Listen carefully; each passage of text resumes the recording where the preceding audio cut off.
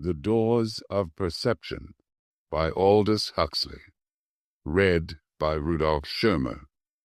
This was first published in print in 1954.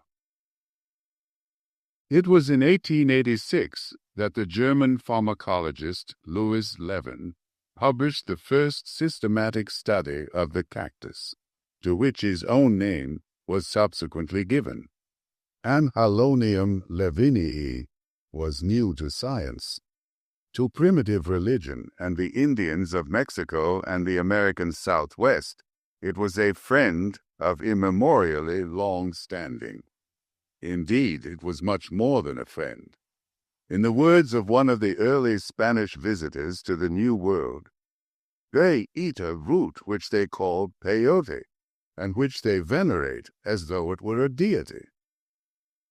Why they should have venerated it as a deity became apparent when such eminent psychologists as Jentsch, Havelock Ellis, and Weir Mitchell began their experiments with mescaline, the active principle of peyote. True, they stopped short at a point well this side of idolatry, but all concurred in assigning to mescaline a position among drugs of unique distinction. Administered in suitable doses, it changes the quality of consciousness more profoundly, and yet is less toxic than any other substance in the pharmacologist's repertory. Mescaline research has been going on sporadically ever since the days of Levin and Havelock Ellis. Chemists have not merely isolated the alkaloid, they have learned how to synthesize it, so that the supply no longer depends on the sparse and intermittent crop of a desert cactus. Alienists have dosed themselves with mescaline in the hope thereby of coming to a first-hand understanding of their patients' mental processes. Working, unfortunately, upon too few subjects within too narrow a range of circumstances, psychologists have observed and catalogued some of the drug's more striking effects. Neurologists and physiologists have found out something about the mechanism of its action upon the central nervous system. And at least one professional philosopher has taken mescaline for the light it may throw on such ancient, unsolved riddles as the place of mind in nature and the relationship between brain and consciousness. There matters rested until 2 or 3 years ago, a new and perhaps highly significant fact was observed. Actually, the fact had been staring everyone in the face for several decades. But nobody, as it happened, had noticed it until a young English psychiatrist, at present working in Canada, was struck by the close similarity in chemical composition between mescaline and adrenaline. Further research revealed that lysergic acid, an extremely potent hallucinogen derived from ergot, has a structural biochemical relationship to the others. Then came the discovery that adrenochrome, which is a product of the decomposition of adrenaline, can produce many of the symptoms observed in mescaline intoxication. But adrenochrome probably occurs spontaneously in the human body. In other words, each one of us may be capable of manufacturing a chemical, minute doses of which are known to cause profound changes in consciousness. Certain of these changes are similar to those which occur in that most characteristic plague of the 20th century, schizophrenia. Is the mental disorder due to a chemical disorder? And is the chemical disorder due in its turn to psychological distresses affecting the adrenals? It would be rash and premature to affirm it. The most we can say is that some kind of a prima facie case has been made out. Meanwhile, the clue is being systematically followed. The sleuths, biochemists, psychiatrists, psychologists, are on the trail. By a series of, for me, extremely fortunate circumstances, I found myself in the spring of 1953 squarely athwart that trail. One of the sleuths had come on business to California. In spite of 70 years of mescaline research, the psychological material at his disposal was still absurdly inadequate, and he was anxious to add to it. I was on the spot and willing, indeed eager, to be a guinea pig.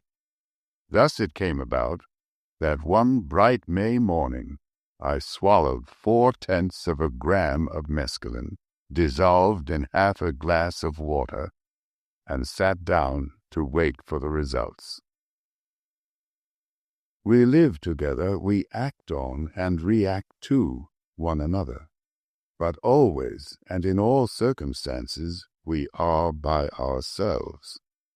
The martyrs go hand in hand into the arena. They are crucified alone.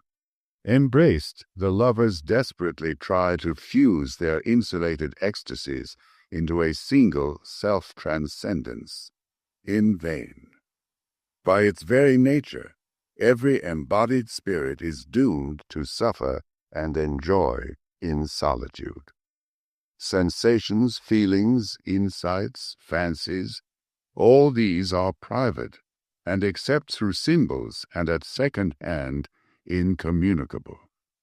We can pool information about experiences, but never the experiences themselves. From family to nation, every human group is a society of island universes. Most island universes are sufficiently like one another to permit of inferential understanding, or even of mutual empathy or feeling into. Thus, remembering our own bereavements and humiliations, we can condole with others in analogous circumstances, can put ourselves, always of course in a slightly Pickwickian sense, in their places. But in certain cases, communication between universes is incomplete or even non-existent. The mind is its own place, and the places inhabited by the insane and the exceptionally gifted are so different from the places where ordinary men and women live, that there is little or no common ground of memory to serve as a basis for understanding or fellow feeling. Words are uttered, but fail to enlighten. The things and events to which the symbols refer belong to mutually exclusive realms of experience. To see ourselves as others see us is a most salutary gift. Hardly less important is the capacity to see others as they see themselves. But what if these others belong to a different species and inhabit a radically alien universe? For example, how can the sane get to know what it actually feels like to be mad? Or, short of being born again as a visionary, a medium, or a musical genius, how can we ever visit the worlds which to Blake, to Swedenborg, to Johann Sebastian Bach were home? And how can a man at the extreme limits of ectomorphy and cerebrotonia ever put himself in the place of one at the limits of endomorphy and viscerotonia, or, except within certain circumscribed areas, share the feelings of one who stands at the limits of mesomorphy and somatotonia? To the unmitigated behaviorist, such questions, I suppose, are meaningless. But for those who theoretically believe what in practice they know to be true, namely, that there is an inside to experience as well as an outside, the problems posed are real problems, all the more grave, for being some completely insoluble, some soluble only in exceptional circumstances, and by methods not available to everyone. Thus it seems virtually certain that I shall never know what it feels like to be Sir John Falstaff or Joe Louis. On the other hand, It had always seemed to me possible that through hypnosis, for example, or auto-hypnosis, by means of systematic medication or else by taking the appropriate drug, I might so change my ordinary mode of consciousness as to be able to know from the inside what the visionary, the medium, even the mystic were talking about. From what I had read of the mescaline experience, I was convinced in advance that the drug would admit me, at least for a few hours, into the kind of inner world described by Blake and A.E. But what I had expected did not happen.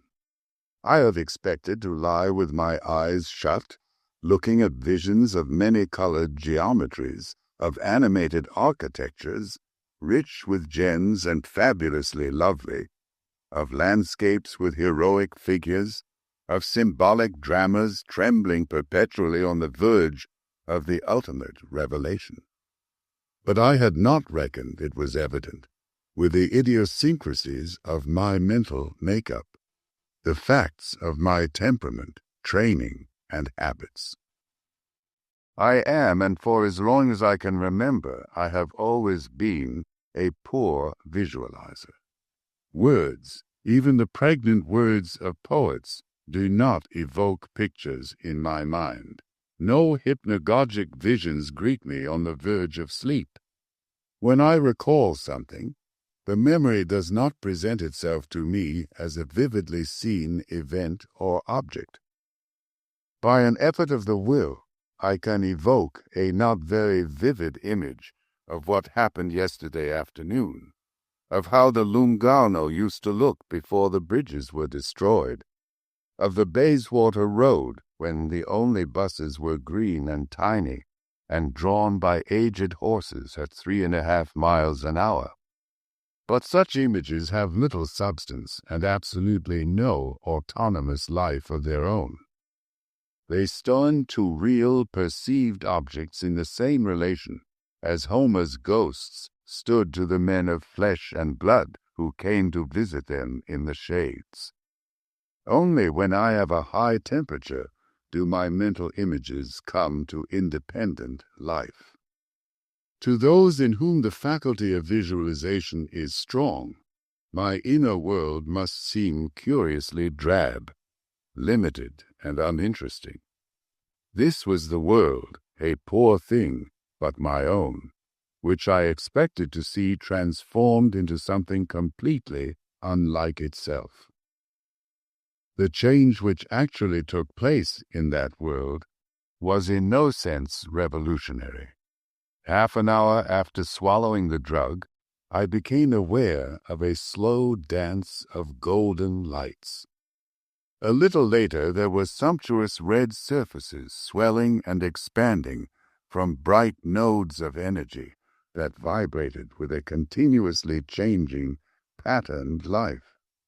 At another time, the closing of my eyes revealed a complex of gray structures, within which pale bluish spheres kept emerging into intense solidity, and having emerged, would slide noiselessly upwards out of sight. But at no time were there faces or forms of men or animals. I saw no landscapes, no enormous spaces, no magical growth and metamorphosis of buildings, nothing remotely like a drama or a parable. The other world to which mescaline admitted me was not the world of visions. It existed out there in what I could see with my eyes open. The great change was in the realm of objective fact. What had happened to my subjective universe was relatively unimportant. I took my pill at 11. An hour and a half later, I was sitting in my study, looking intently at a small glass vase.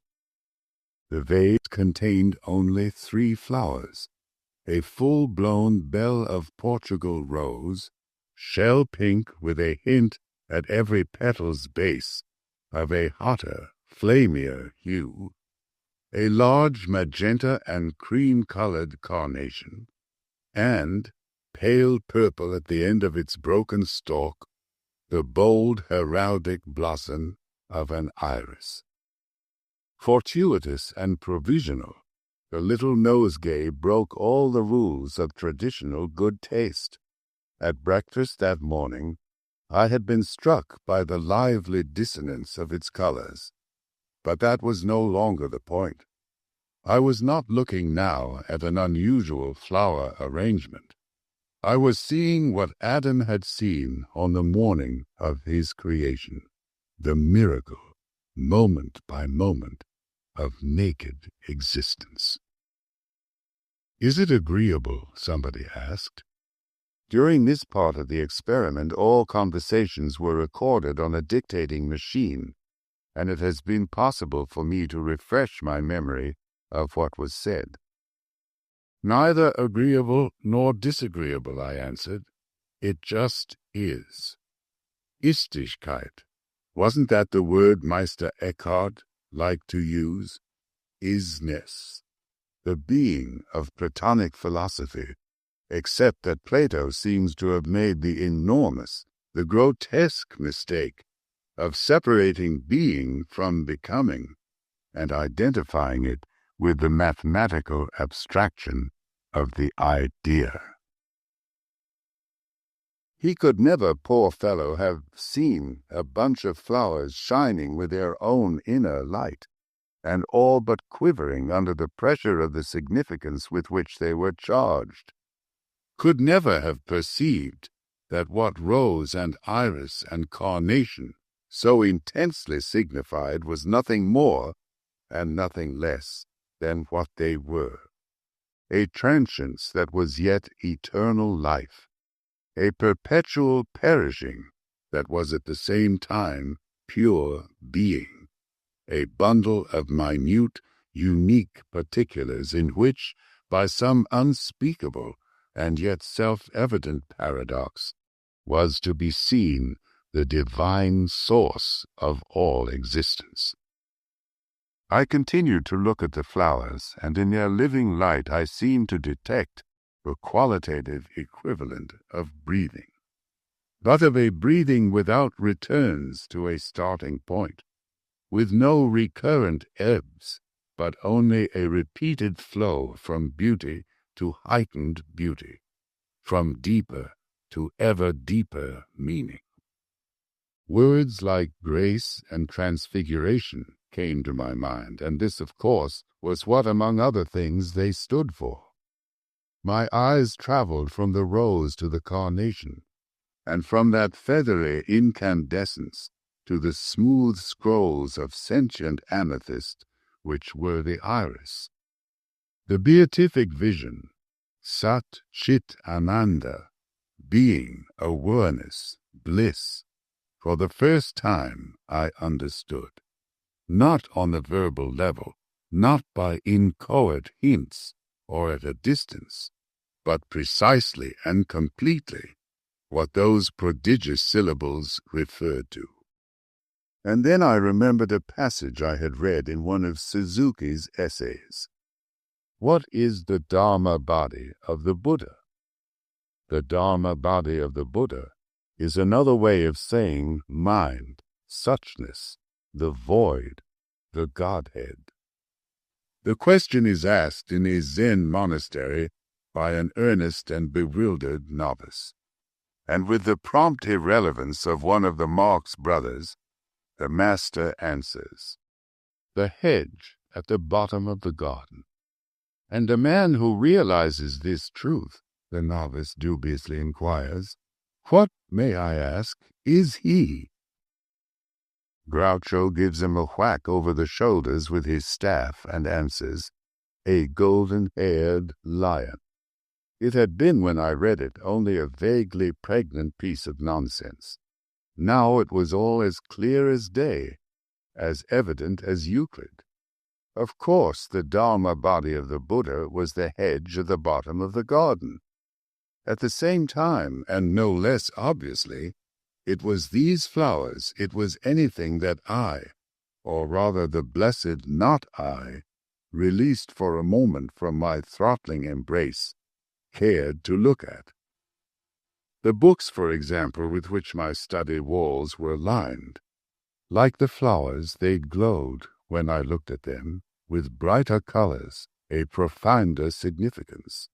Red books like rubies, emerald books, books bound in white jade, books of agate, of aquamarine, of yellow topaz, lapis lazuli books, whose color was so intense, so intrinsically meaningful, that they seemed to be on the point of leaving the shelves to thrust themselves more insistently on my attention.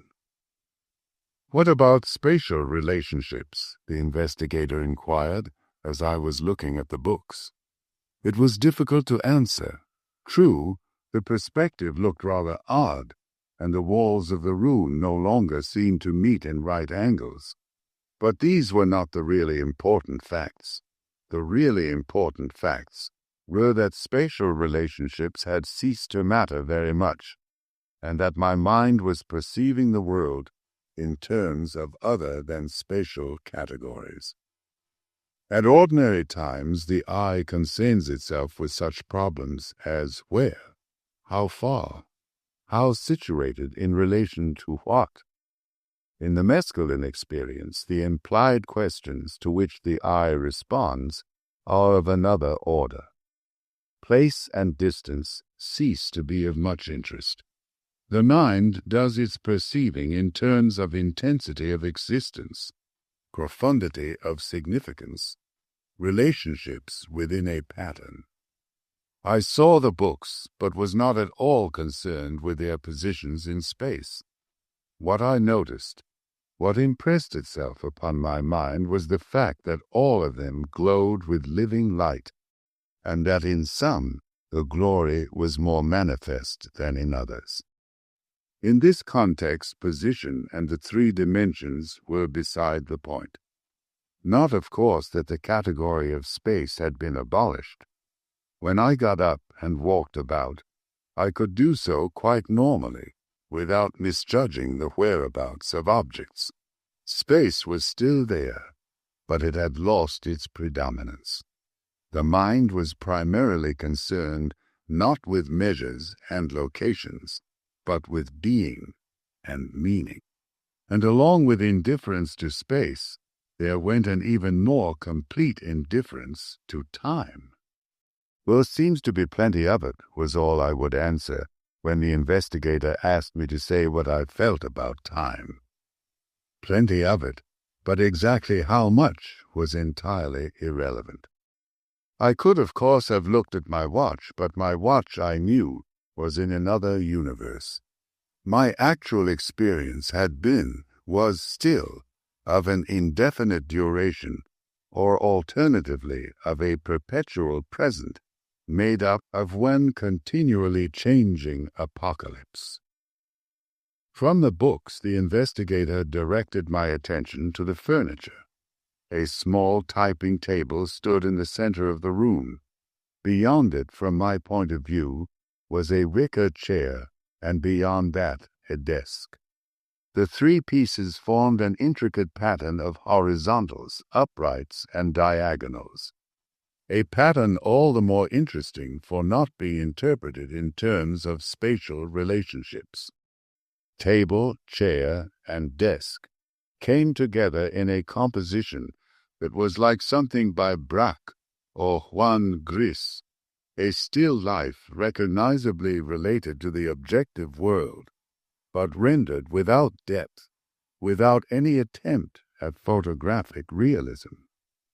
I was looking at my furniture not as the utilitarian who has to sit on chairs to write at desks and tables, and not as the cameraman or scientific recorder, but as the pure aesthete whose concern is only with forms and their relationships within the field of vision or the picture space. But as I looked, this purely aesthetic, cubist's eye view gave place to what I can only describe as the sacramental vision of reality. I was back where I had been when I was looking at the flowers, back in a world where everything shone with the inner light and was infinite in its significance. The legs, for example, of that chair, how miraculous their tubularity, how supernatural their polished smoothness.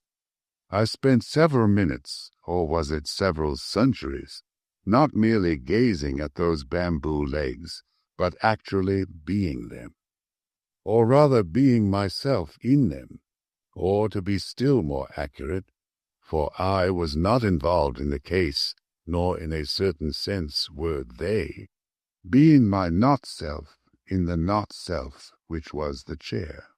Reflecting on my experience, I find myself agreeing with the eminent Cambridge philosopher Dr. C.D. Broad, that we should do well to consider much more seriously than we have hitherto been inclined to do the type of theory which Bergson put forward in connection with memory and sense perception. The suggestion is that the function of the brain and nervous system and sense organs is in the main eliminative and not productive. Each person is at each moment capable of remembering all that has ever happened to him and of perceiving everything that is happening everywhere in the universe. The function of the brain and nervous system is to protect us from being overwhelmed and confused by this mass of largely useless and irrelevant knowledge, by shutting out most of what we should otherwise perceive or remember at any moment, and leaving only that very small and special selection which is likely to be practically useful. According to such a theory, each one of us is potentially mind at large. But insofar as we are animals, our business is at all costs to survive. To make biological survival possible, mind at large has to be funneled through the reducing valve of the brain and nervous system. What comes out at the other end is a measly trickle of the kind of consciousness which will help us to stay alive on the surface of this particular planet. To formulate and express the contents of this reduced awareness, none has invented and endlessly elaborated those symbol systems and implicit philosophies which we call languages. Every individual is at once the beneficiary and the victim of the linguistic tradition into which he has been born. The beneficiary, inasmuch as language gives access to the accumulated records of other people's experience; the victim, insofar as it confirms him in the belief that reduced awareness is the only awareness, and as it bedevils his sense of reality, so that he is all too apt to take his concepts for data, his words for actual things. That which in the language of religion is called this world is the universe of reduced awareness, expressed and as it were petrified by language. The various other worlds with which human beings erratically make contact are so many elements in the totality of the awareness belonging to mind at large. Most people, most of the time, know only what comes through the reducing valve and is consecrated as genuinely real by the local language. Certain persons, however, seem to be born with a kind of bypass that circumvents the reducing valve. In others, temporary bypasses may be acquired either spontaneously or as the result of deliberate spiritual exercises, or through hypnosis, or by means of drugs. Through these permanent or temporary bypasses there flows, not indeed the perception of everything that is happening everywhere in the universe, for the bypass does not abolish the reducing valve, which still excludes the total content of mind at large, but something more than and above all something different from the carefully selected utilitarian material which our narrowed individual minds regard as a complete or at least sufficient picture of reality. The brain is provided with a number of enzyme systems which serve to coordinate its workings. Some of these enzymes regulate the supply of glucose to the brain cells. Mescaline inhibits the production of these enzymes and thus lowers the amount of glucose available to an organ that is in constant need of sugar. When mescaline reduces the brain's normal ration of sugar, what happens? Too few cases have been observed, and therefore a comprehensive answer cannot yet be given. But what happens to the majority of the few who have taken mescaline under supervision can be summarized as follows. 1. The ability to remember and to think straight is little, if at all, reduced. Listening to the recordings of my conversation under the influence of the drug, I cannot discover that I was then any stupider than I am at ordinary times.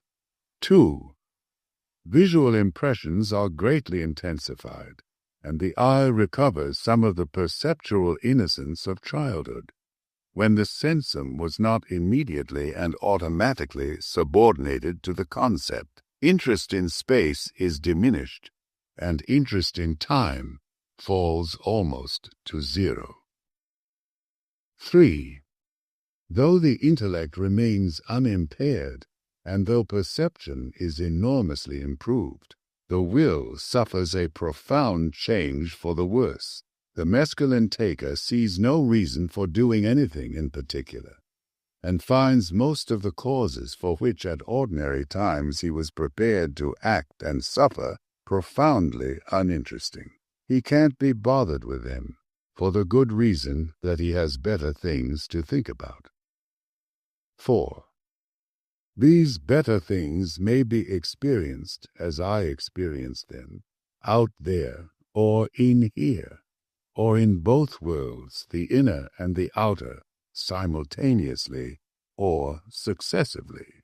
That they are better seems to be self-evident to all mescaline takers, who come to the drug with a sound liver and an untroubled mind. These effects of mescaline are the sort of effects you could expect to follow the administration of a drug having the power to impair the efficiency of the cerebral reducing valve.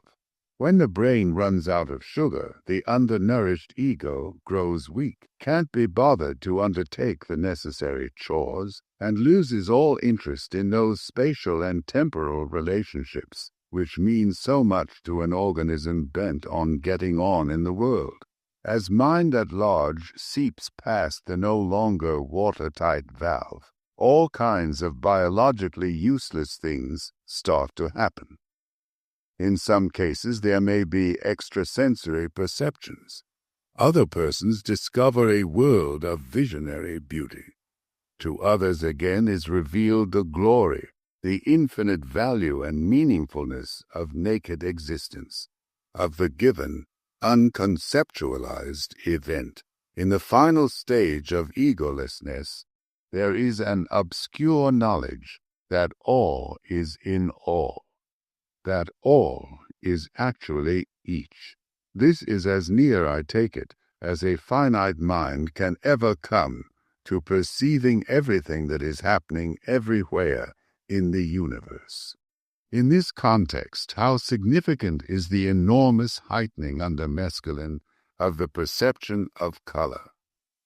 For certain animals, it is biologically very important to be able to distinguish certain hues, but beyond the limits of their utilitarian spectrum, most creatures are completely color-blind.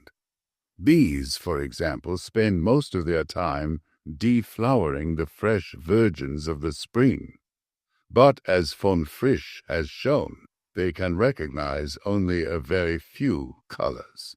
Man's highly developed color sense is a biological luxury, inestimably precious to him as an intellectual and spiritual being, but unnecessary to his survival as an animal. To judge by the adjectives which Homer puts into their mouths, the heroes of the Trojan War hardly excelled the bees in their capacity to distinguish colors. In this respect, at least, mankind's advance has been prodigious. Mescaline raises all colors to a higher power, and makes the percipient aware of innumerable fine shades of difference, to which, at ordinary times, he is completely blind. It would seem that for mind at large, the so-called secondary characters of things are primary. Unlike Locke, it evidently feels that colors are more important, better worth attending to, than masses, positions, and dimensions. Like mescaline takers, many mystics perceive supernaturally brilliant colors, not only with the inward eye, but even in the objective world around them. Similar reports are made by psychics and sensitives. There are certain mediums to whom the mescaline taker's brief revelation is a matter during long periods of daily and hourly experience. From this long but indispensable excursion into the realms of theory, we may now return to the miraculous facts. 4 bamboo chair legs in the middle of a room. Like Wordsworth's daffodils, they brought all manner of wealth, the gift beyond price of a new direct insight into the very nature of things, together with a more modest treasure of understanding in the field especially of the arts. A rose is a rose is a rose. But these chair legs, were Saint Michael and all angels. 4 or 5 hours after the event, when the effects of a cerebral sugar shortage were wearing off, I was taken for a little tour of the city, which included a visit toward sundown to what is modestly claimed to be the world's biggest drug store. At the back of the WBDS, among the toys, the greeting cards, and the comics, stood a row, surprisingly enough, of art books. I picked up the first volume that came to hand. It was on Van Gogh, and the picture at which the book opened was the chair, that astounding portrait of a Ding an sich, which the mad painter saw with a kind of adoring terror and tried to render on his canvas. But it was a task to which the power even of genius proved wholly inadequate.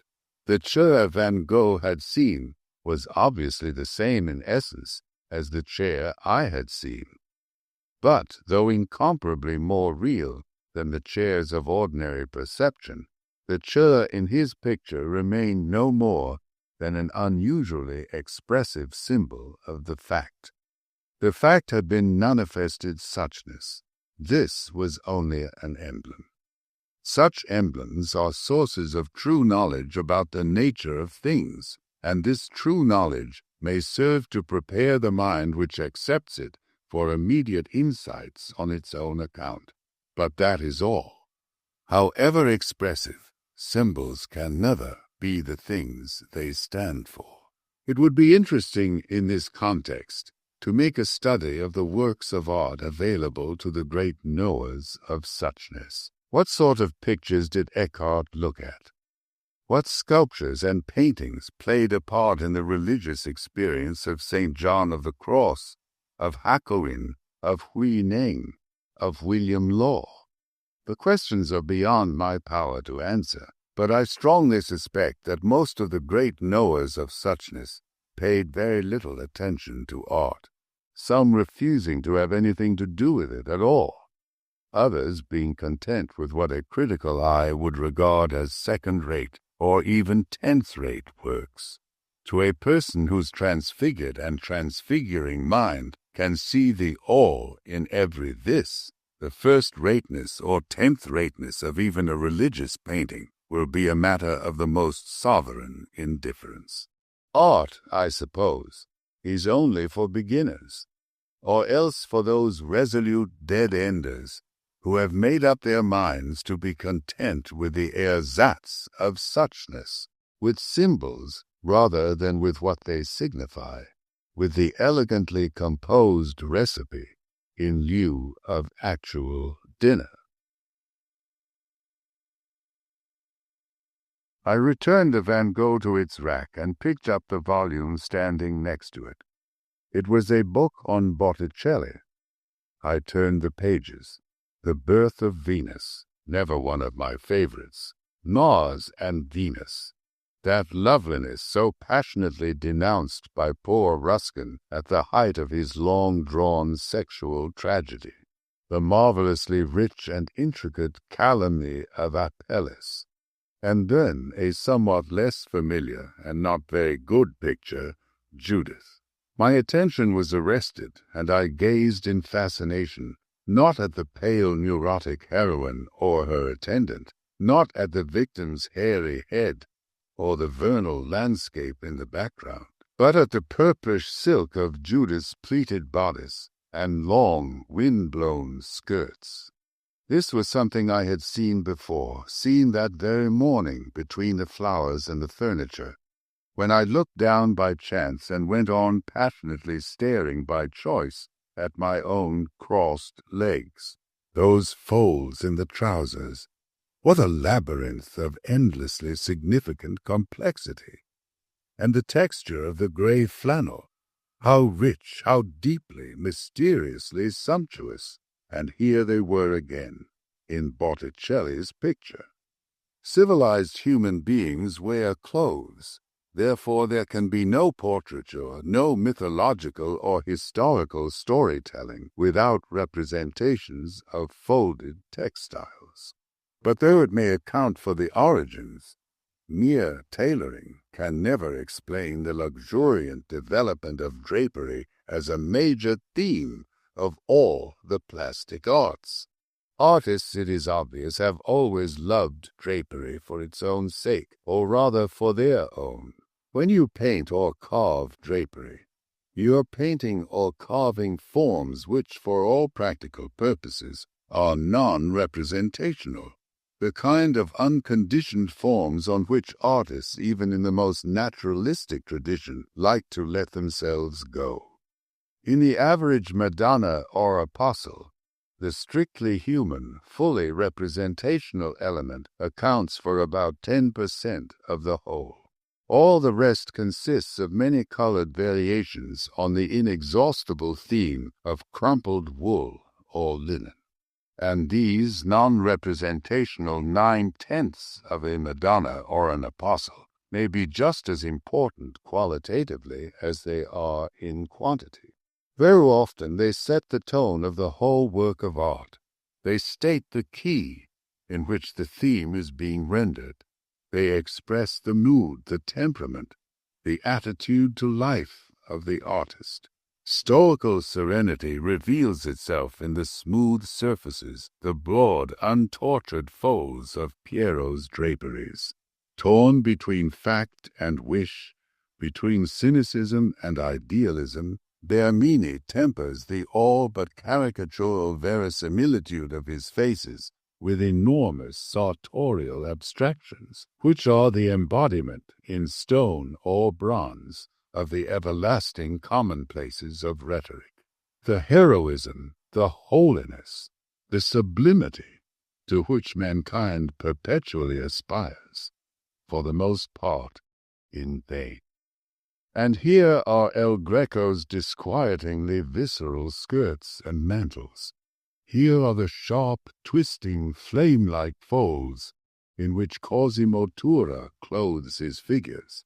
In the first, traditional spirituality breaks down into a nameless physiological yearning. In the second, there writhes an agonized sense of the world's essential strangeness and hostility. Or consider Watteau.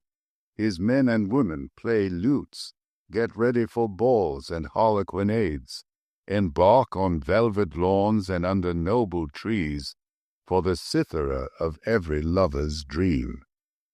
Their enormous melancholy and the flayed, excruciating sensibility of their creator find expression not in the actions recorded, not in the gestures and the faces portrayed, but in the relief and texture of their taffeta skirts, their satin capes and doublets.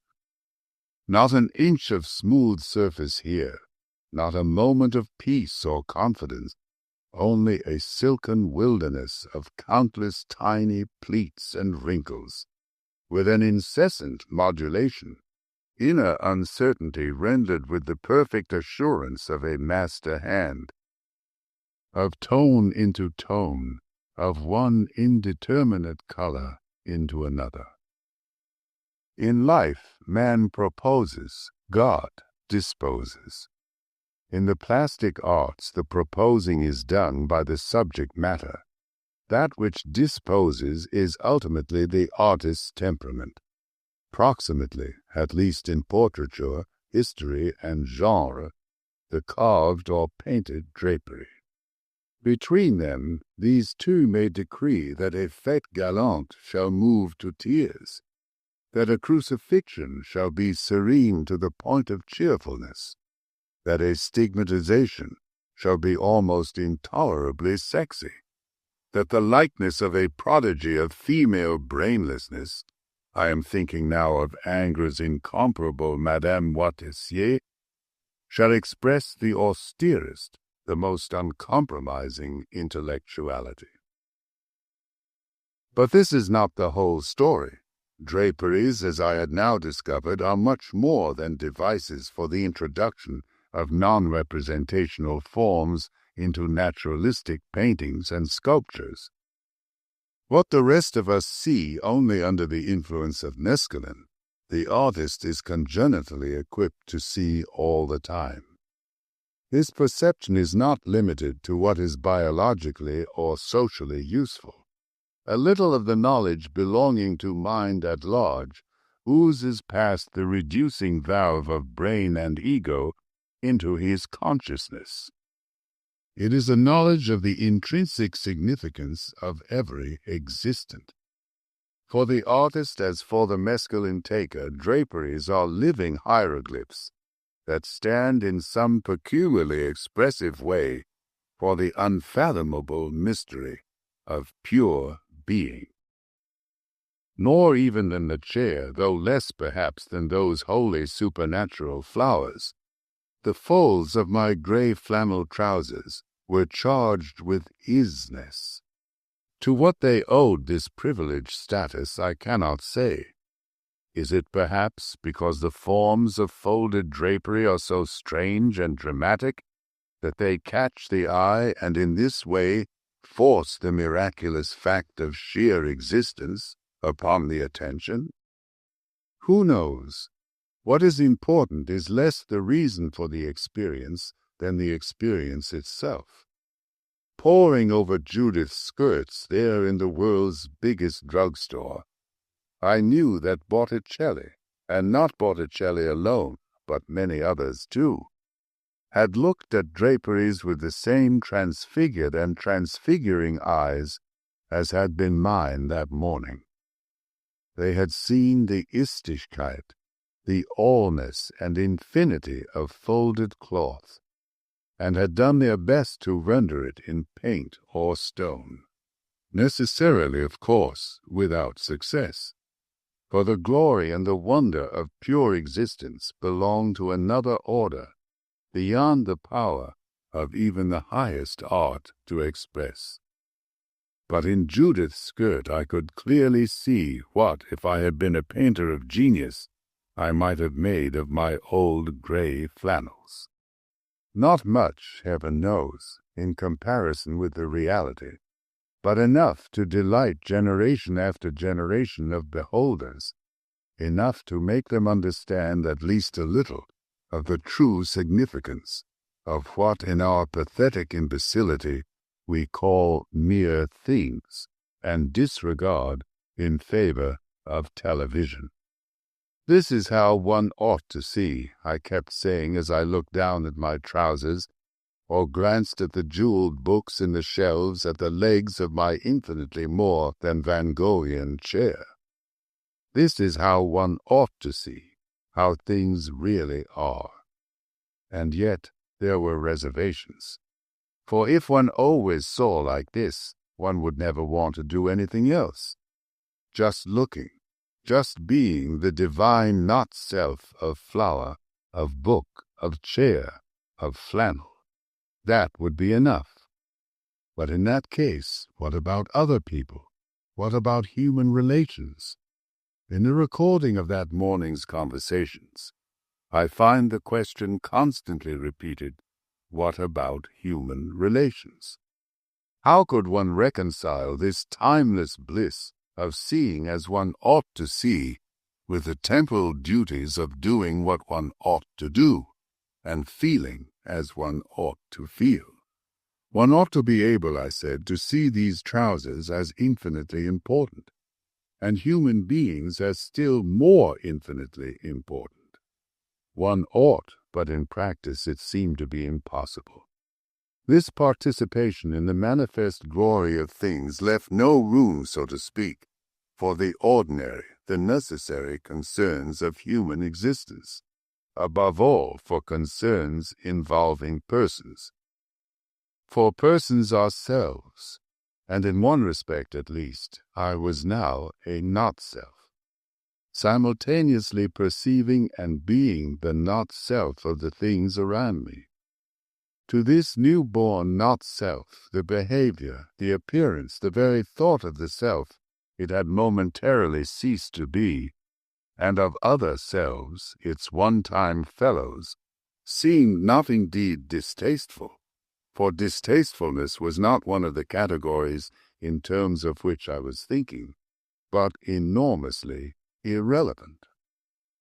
Compelled by the investigator to analyze and report on what I was doing, and how I longed to be left alone with eternity in a flower, infinity in 4 chair legs, and the absolute in the folds of a pair of flannel trousers, I realized that I was deliberately avoiding the eyes of those who were with me in the room, deliberately refraining from being too much aware of them. One was my wife, the other a man I respected and greatly liked, but both belonged to the world from which, for the moment, mescaline had delivered me, the world of selves, of time, of moral judgments and utilitarian considerations, the world, and it was this aspect of human life which I wished above all else to forget, of self-assertion, of cocksureness, of overvalued words, and idolatrously worshipped notions. At this stage of the proceedings I was handed a large colored reproduction of the well-known self-portrait by Cézanne. The head and shoulders of a man in a large straw hat, red-cheeked, red-lipped, with rich black whiskers and a dark, unfriendly eye. It is a magnificent painting, but it was not as a painting that I now saw it, for the head promptly took on a third dimension, and came to life as a small, goblin-like man, looking out through a window in the page before me. I started to laugh, and when they asked me why, "What pretensions," I kept repeating. "Who on earth does he think he is?" The question was not addressed to Cézanne in particular, but to the human species at large. Who did they all think they were? "It's like Arnold Bennett in the Dolomites," I said, suddenly remembering a scene happily immortalized in a snapshot of A.B. some 4 or 5 years before his death, toddling along a wintry road at Cortina d'Ampezzo. Around him lay the virgin snow. In the background was a northern Gothic aspiration of red crags. And there was dear, kind, unhappy A.B., consciously overacting the role of his favorite character in fiction, himself the card in person.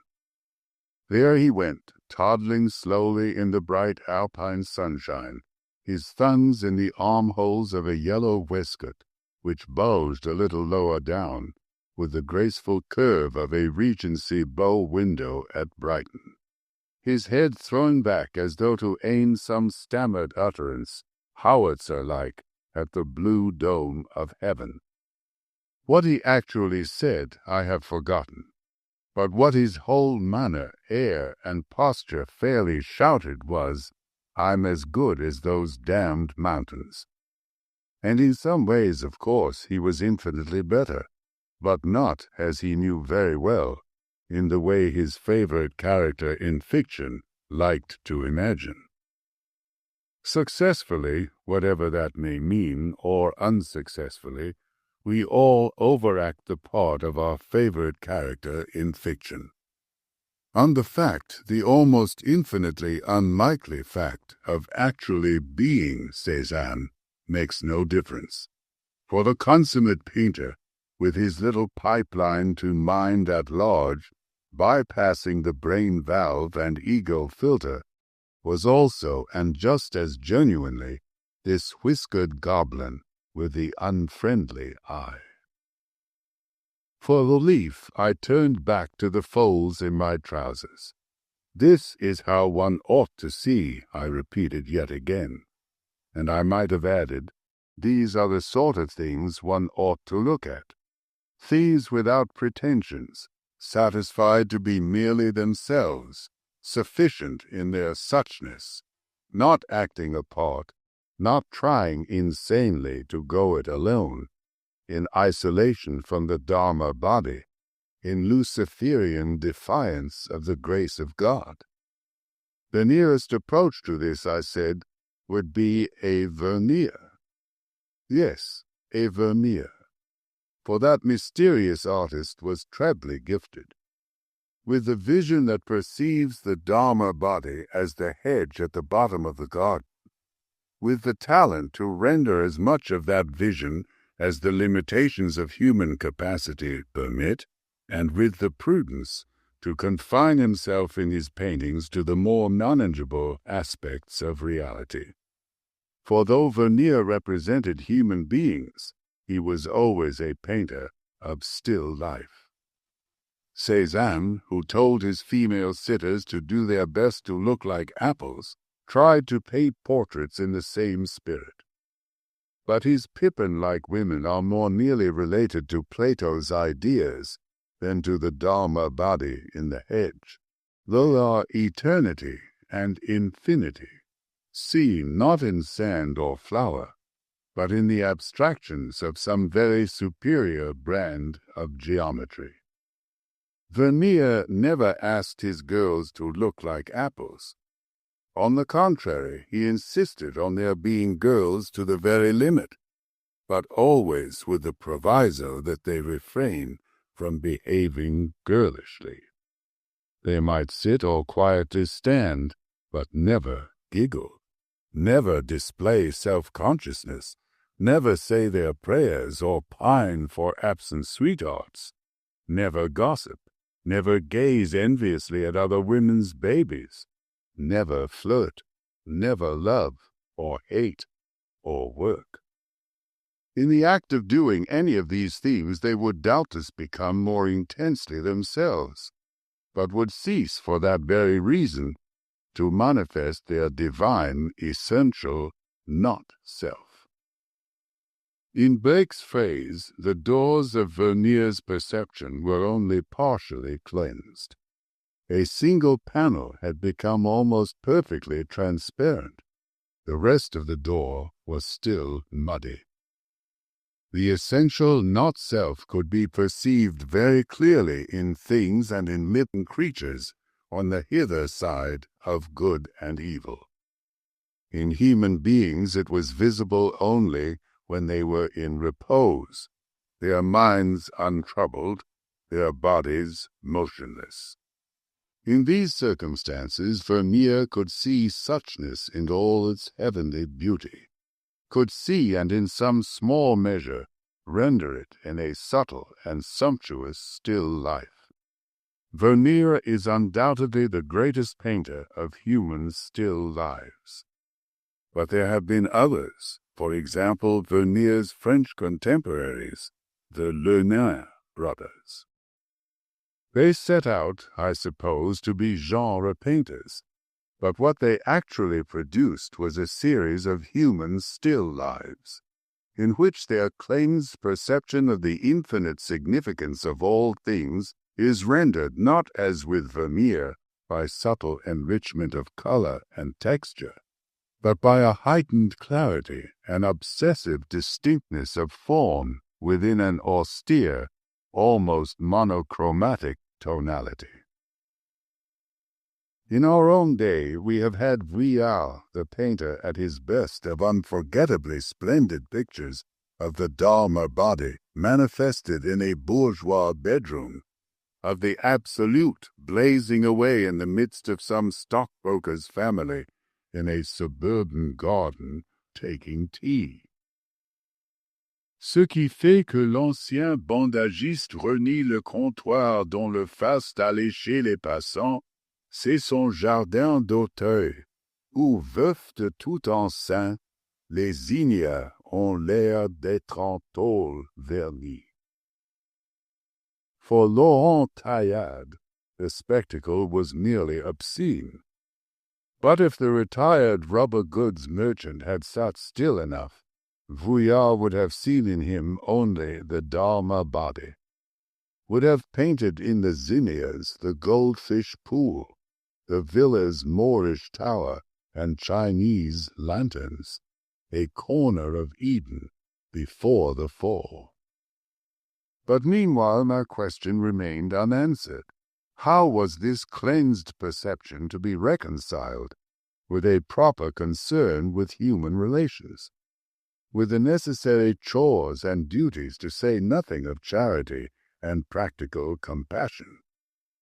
The age-old debate between the actives and the contemplatives was being renewed so far as I was concerned, with an unprecedented poignancy.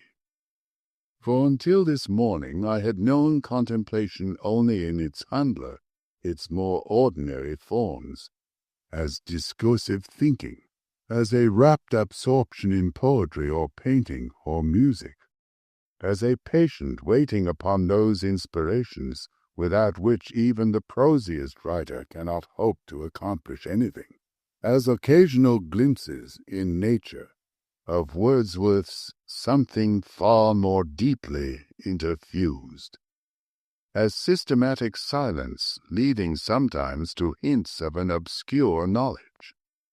But now I knew contemplation at its height, but not yet in its fullness. For in its fullness the way of Mary includes the way of Martha, and raises it, so to speak, to its own higher power. Mescaline opens up the way of Mary, but shuts the door on that of Martha. It gives access to contemplation, but to a contemplation that is incompatible with action, and even with the will to action, the very thought of action. In the intervals between his revelations, the mescaline taker is apt to feel that though in one way everything is supremely as it should be, in another there is something wrong. His problem is essentially the same as that which confronts the quietist, the arhat, and on another level the landscape painter and the painter of human still lives. Mescaline can never solve that problem. It can only pose it apocalyptically for those to whom it had never before presented itself.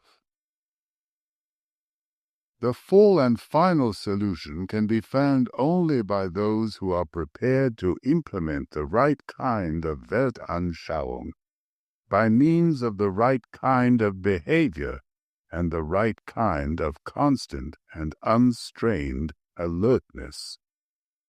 Over against the quietist stands the active contemplative, the saint, the man who, in Eckhart's phrase, is ready to come down from the seventh heaven in order to bring a cup of water to his sick brother.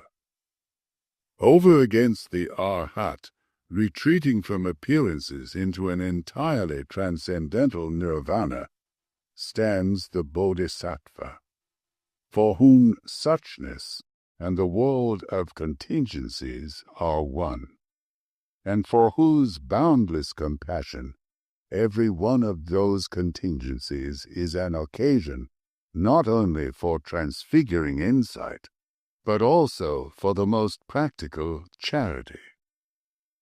And in the universe of art, over against Vermeer and the other painters of human still lives, over against the masters of Chinese and Japanese landscape painting, over against Constable and Turner, against Sisley and Seurat and Cézanne, stands the all-inclusive art of Rembrandt. These are enormous names, inaccessible eminences. For myself, on this memorable May morning, I could only be grateful for an experience which had shown me, more clearly than I had ever seen it before, the true nature of the challenge and the completely liberating response. Let me add, before we leave this subject, that there is no form of contemplation, even the most quietistic, which is without its ethical values. Half at least of all morality is negative, and consists in keeping out of mischief. The Lord's Prayer is less than 50 words long, and 6 of those words are devoted to asking God not to lead us into temptation. The one-sided contemplative leaves undone many things that he ought to do, but to make up for it, he refrains from doing a host of things he ought not to do. The sum of evil, Pascal remarked, would be much diminished if men could only learn to sit quietly in their rooms. The contemplative whose perception has been cleansed does not have to stay in his room. He can go about his business so completely satisfied to see and be a part of the divine order of things that he will never even be tempted to indulge in what Traherne called the dirty devices of the world. When we feel ourselves to be sole heirs of the universe, when the sea flows in our veins and the stars are our jewels, when all things are perceived as infinite and holy, what motive can we have for covetousness or self-assertion, for the pursuit of power, or the drearier forms of pleasure? Contemplatives are not likely to become gamblers, or procurers, or drunkards.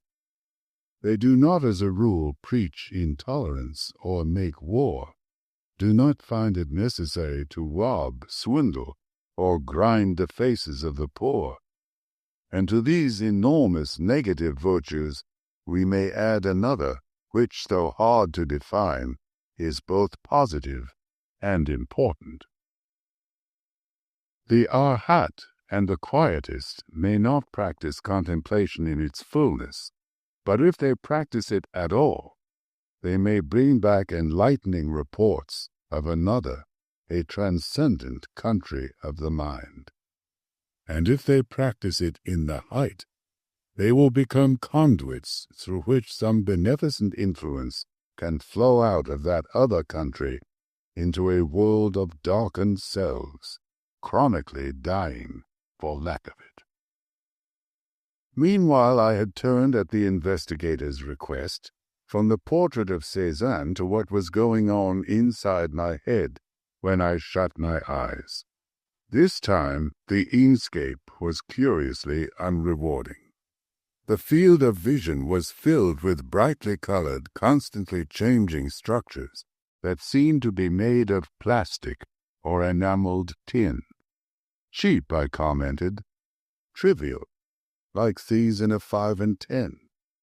And all this shoddiness existed in a closed, cramped universe. It's as though one were below decks in a ship, I said, a 5 and 10 cent ship.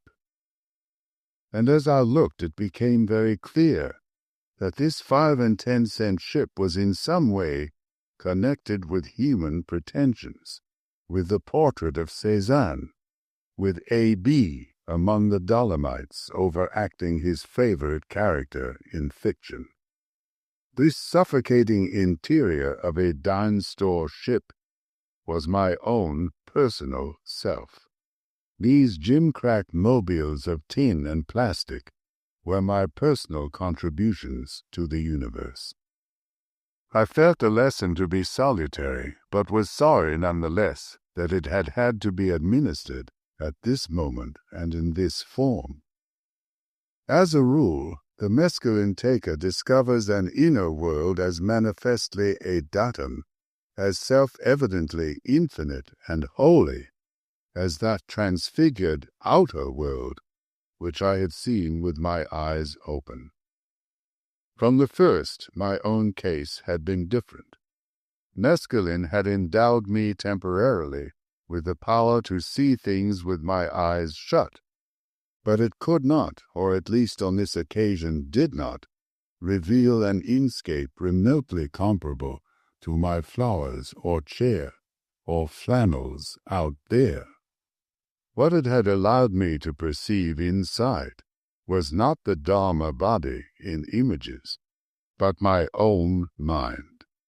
Not suchness, but a set of symbols, in other words, a homemade substitute for suchness. Most visualizers are transformed by mescaline into visionaries. Some of them, and they are perhaps more numerous than is generally supposed, require no transformation. They are visionaries all the time. The mental species to which Blake belonged is fairly widely distributed even in the urban industrial societies of the present day. The poet-artist's uniqueness does not consist in the fact that, to quote from his descriptive catalogue, he actually saw those wonderful originals called in the sacred scriptures the cherubim. It does not consist in the fact that these wonderful originals seen in my visions were some of them 100 feet in height, all containing mythological and recondite meaning. It consists solely in his ability to render, in words or somewhat less successfully in line and color, some hint at least of a not excessively uncommon experience. The untalented visionary may perceive an inner reality no less tremendous, beautiful, and significant than the world beheld by Blake, but he lacks altogether the ability to express, in literary or plastic symbols, what he has seen. From the records of religion and the surviving monuments of poetry and the plastic arts, it is very plain that at most times and in most places, men have attached more importance to the inscape than to objective existence, have felt that what they saw with their eyes shut possessed a spiritually higher significance than what they saw with their eyes open. The reason? Familiarity breeds contempt, and how to survive is a problem ranging in urgency from the chronically tedious to the excruciating. The outer world is what we wake up to every morning of our lives, is the place where willy-nilly we must try to make our living. In the inner world there is neither work nor monotony. We visit it only in dreams and musings, and its strangeness is such that we never find the same world on two successive occasions. What wonder, then, if human beings in their search for the divine have generally preferred to look within? Generally, but not always. In their art, no less than in their religion, the Taoists and the Zen Buddhists look beyond visions to the void, and through the void at the 10,000 things of objective reality. Because of their doctrine of the Word made flesh, Christians should have been able from the first to adopt a similar attitude towards the universe around them. But because of the doctrine of the Four, they found it very hard to do so. As recently as 300 years ago, an expression of thoroughgoing world denial and even world condemnation was both orthodox and comprehensible. Quote, "We should feel wonder at nothing at all in nature, except only the incarnation of Christ. Close quote. In the 17th century, L'Allemagne phrase seemed to make sense. Today, it has the ring of madness. In China, the rise of landscape painting to the rank of a major art form took place about 1,000, in Japan about 600, and in Europe about 300 years ago. The equation of Dharma body with hedge was made by those Zen masters who worded Taoist naturalism with Buddhist transcendentalism. It was therefore only in the Far East that landscape painters consciously regarded their art as religious. In the West, religious painting was a matter of portraying sacred personages, of illustrating hallowed texts. Landscape painters regarded themselves as secularists. Today we recognize in Seurat one of the supreme masters of what may be called mystical landscape painting. And yet this man, who was able more effectively than any other to render the one in the many, became quite indignant when somebody praised him for the poetry of his work. "I merely apply the system," he protested. In other words, he was merely a pointilliste, and in his own eyes, nothing else. A similar anecdote is told of John Constable. One day towards the end of his life, Blake met Constable at Hampstead and was shown one of the younger artist's sketches. In spite of his contempt for naturalistic art, the old visionary knew a good thing when he saw it, except, of course, when it was by Rubens. "This is not drawing," he cried. "This is inspiration."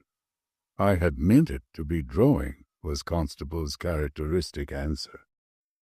Both men were right. It was drawing, precise and veracious, and at the same time it was inspiration. Inspiration of an order at least as high as Blake's. The pine trees on the heath had actually been seen as identical with the Dharma body.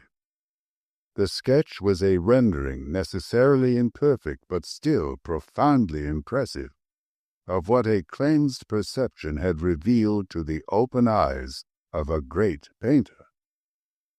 From a contemplation, in the tradition of Wordsworth and Whitman, of the Dharma body as hedge, and from visions, such as Blake's, of the wonderful originals within the mind, contemporary poets have retreated into an investigation of the personal, as opposed to the more than personal, subconscious, and to a rendering in highly abstract terms, not of the given objective fact, but of mere scientific and theological notions. And something similar has happened in the field of painting, where we have witnessed a general retreat from landscape, the predominant art form of the 19th century. This retreat from landscape has not been into that other inner divine datum with which most of the traditional schools of the past were concerned, that archetypal world where men have always found the raw materials of myth and religion. No, it has been a retreat from the outward datum into the personal subconscious, into a mental world more squalid and more tightly closed than even the world of conscious personality. These contraptions of tin and highly colored plastic, where have I seen them before? In every picture gallery that exhibits the latest in non-representational art.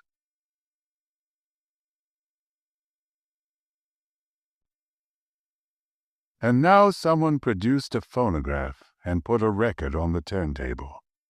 I listened with pleasure, but experienced nothing comparable to my seen apocalypses of flowers or flannel. Would a naturally gifted musician hear the revelations which for me had been exclusively visual? It would be interesting to make the experiment. Meanwhile, though not transfigured, Though retaining its normal quality and intensity, the music contributed not a little to my understanding of what had happened to me and of the wider problems which those happenings had raised. Instrumental music, oddly enough, left me rather cold. Mozart's C minor piano concerto was interrupted after the first movement, and a recording of some madrigals by Gesualdo took its place. "These voices," I said appreciatively, "these voices, they're a kind of bridge back to the human world." And a bridge they remained even while singing the most startlingly chromatic of the Mad Prince's compositions. Through the uneven phrases of the madrigals, the music pursued its course, never sticking to the same key for 2 bars together. In Gesualdo, that fantastic character out of a Webster melodrama, psychological disintegration had exaggerated, had pushed to the extreme limit, a tendency inherent in modal as opposed to fully tonal music. The resulting works sounded as though they might have been written by the later Schoenberg. And yet I felt myself constrained to say, as I listened to these strange products of a counter-Reformation psychosis working upon a late medieval art form, and yet it does not matter that he's all in bits. The whole is disorganized, but each individual fragment is in order, is a representative of a higher order. The highest order prevails even in the disintegration. The totality is present even in the broken pieces, more clearly present, perhaps, than in a completely coherent work. At least you aren't lulled into a sense of false security by some merely human, merely fabricated order. You have to rely on your immediate perception of the ultimate order. So in a certain sense, disintegration may have its advantages. But of course it's dangerous, horribly dangerous. Suppose you couldn't get back out of the chaos. From Gesualdo's madrigals we jumped across a gulf of 3 centuries to Alban Berg and the lyric suite. This, I announced in advance, is going to be hell. But as it turned out, I was wrong. Actually, the music sounded rather funny. Dredged up from the personal subconscious, agony succeeded 12-tone agony. But what struck me was only the essential incongruity between a psychological disintegration even completer than Gesualdo's and the prodigious resources in talent and technique employed in its expression. "Isn't he sorry for himself?" I commented, with a derisive lack of sympathy. And then, Katzenmusik, learned Katzenmusik. And finally, after a few more minutes of the anguish, who cares what his feelings are? Why can't he pay attention to something else? As a criticism of what is undoubtedly a very remarkable work, it was unfair and inadequate, but not, I think, irrelevant. I cite it for what it is worth, and because that is how, in a state of pure contemplation, I reacted to the lyric suite. When it was over, the investigator suggested a walk in the garden. I was willing, and though my body seemed to have dissociated itself almost completely from my mind, or, to be more accurate, though my awareness of the transfigured outer world was no longer accompanied by an awareness of my physical organism, I found myself able to get up, open the French window, and walk out with only a minimum of hesitation. It was odd, of course, to feel that I was not the same as these arms and legs out there, as this wholly objective trunk and neck and even head. It was odd, but one soon got used to it. And anyhow, the body seemed perfectly well able to look after itself. In reality, of course, it always does look after itself. All that the conscious ego can do is to formulate wishes, which are then carried out by forces which it controls very little and understands not at all. When it does anything more, when it tries too hard, for example, when it worries, when it becomes apprehensive about the future, it lowers the effectiveness of those forces and may even cause the devitalized body to fall ill. In my present state, awareness was not referred to as ego. It was, so to speak, on its own. This meant that the physiological intelligence controlling the body was also on its own. For the moment, that interfering neurotic, who in waking hours tries to run the show, was blessedly out of the way. From the French window, I walked out under a kind of pergola covered in part by a climbing rose tree, in part by laths 1 inch wide with half an inch of space between them. The sun was shining, and the shadows of the laths made a zebra-like pattern on the ground, and across the seat and back of a garden chair, which was standing at this end of the pergola. That chair, shall I ever forget it? Where the shadows fell on the canvas upholstery, stripes of a deep but glowing indigo alternated with stripes of an incandescence so intensely bright that it was hard to believe that they could be made of anything but blue fire. For what seemed an immensely long time, I gazed without knowing, even without wishing to know, what it was that confronted me. At any other time I would have seen a chair barred with alternate light and shade.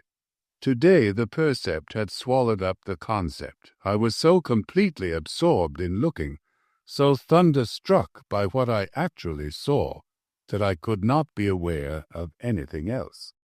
Garden furniture, laths, sunlight, shadow, these were no more than names and notions, mere verbalizations, for utilitarian or scientific purposes, after the event. The event was this succession of azure furnace doors, separated by gulfs of unfathomable gentian. It was inexpressibly wonderful, wonderful to the point almost of being terrifying. And suddenly I had an inkling of what it must feel like to be mad. Schizophrenia has its heavens as well as its hells and purgatories. I remember what an old friend, dead these many years, told me about his mad wife. One day in the early stages of the disease, when she still had her lucid intervals, he had gone to talk to her about their children. She listened for a time, then cut him short. How could he bear to waste his time on a couple of absent children, when all that really mattered, here and now, was the unspeakable beauty of the patterns he made in this brown tweed jacket every time he moved his arms? Alas, this paradise of cleansed perception, of pure one-sided contemplation, was not to endure. The blissful intermissions became rarer, became briefer, until finally there were no more of them. There was only horror.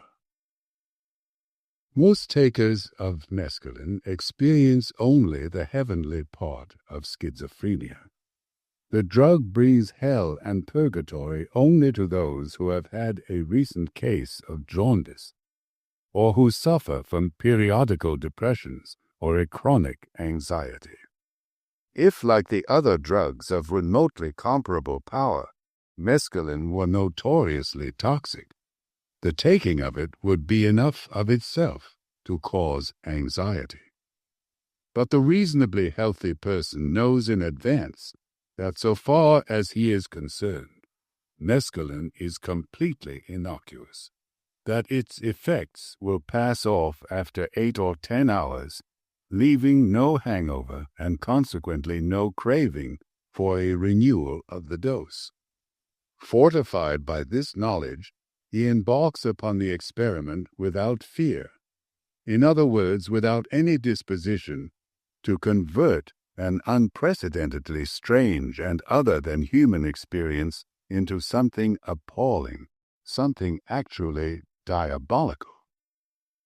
Confronted by a chair which looked like the Last Judgment, or to be more accurate, by a Last Judgment which after a long time and with considerable difficulty I recognized as a chair, I found myself all at once on the brink of panic. This, I suddenly felt, was going too far even though the going was into intenser beauty, deeper significance. The fear, as I analyze it in retrospect, was of being overwhelmed, of disintegrating under a pressure of reality greater than a mind accustomed to living most of the time in a cozy world of symbols could possibly bear. The literature of religious experience abounds in references to the pains and terrors overwhelming those who have come too suddenly face to face with some manifestation of the mysterium tremendum.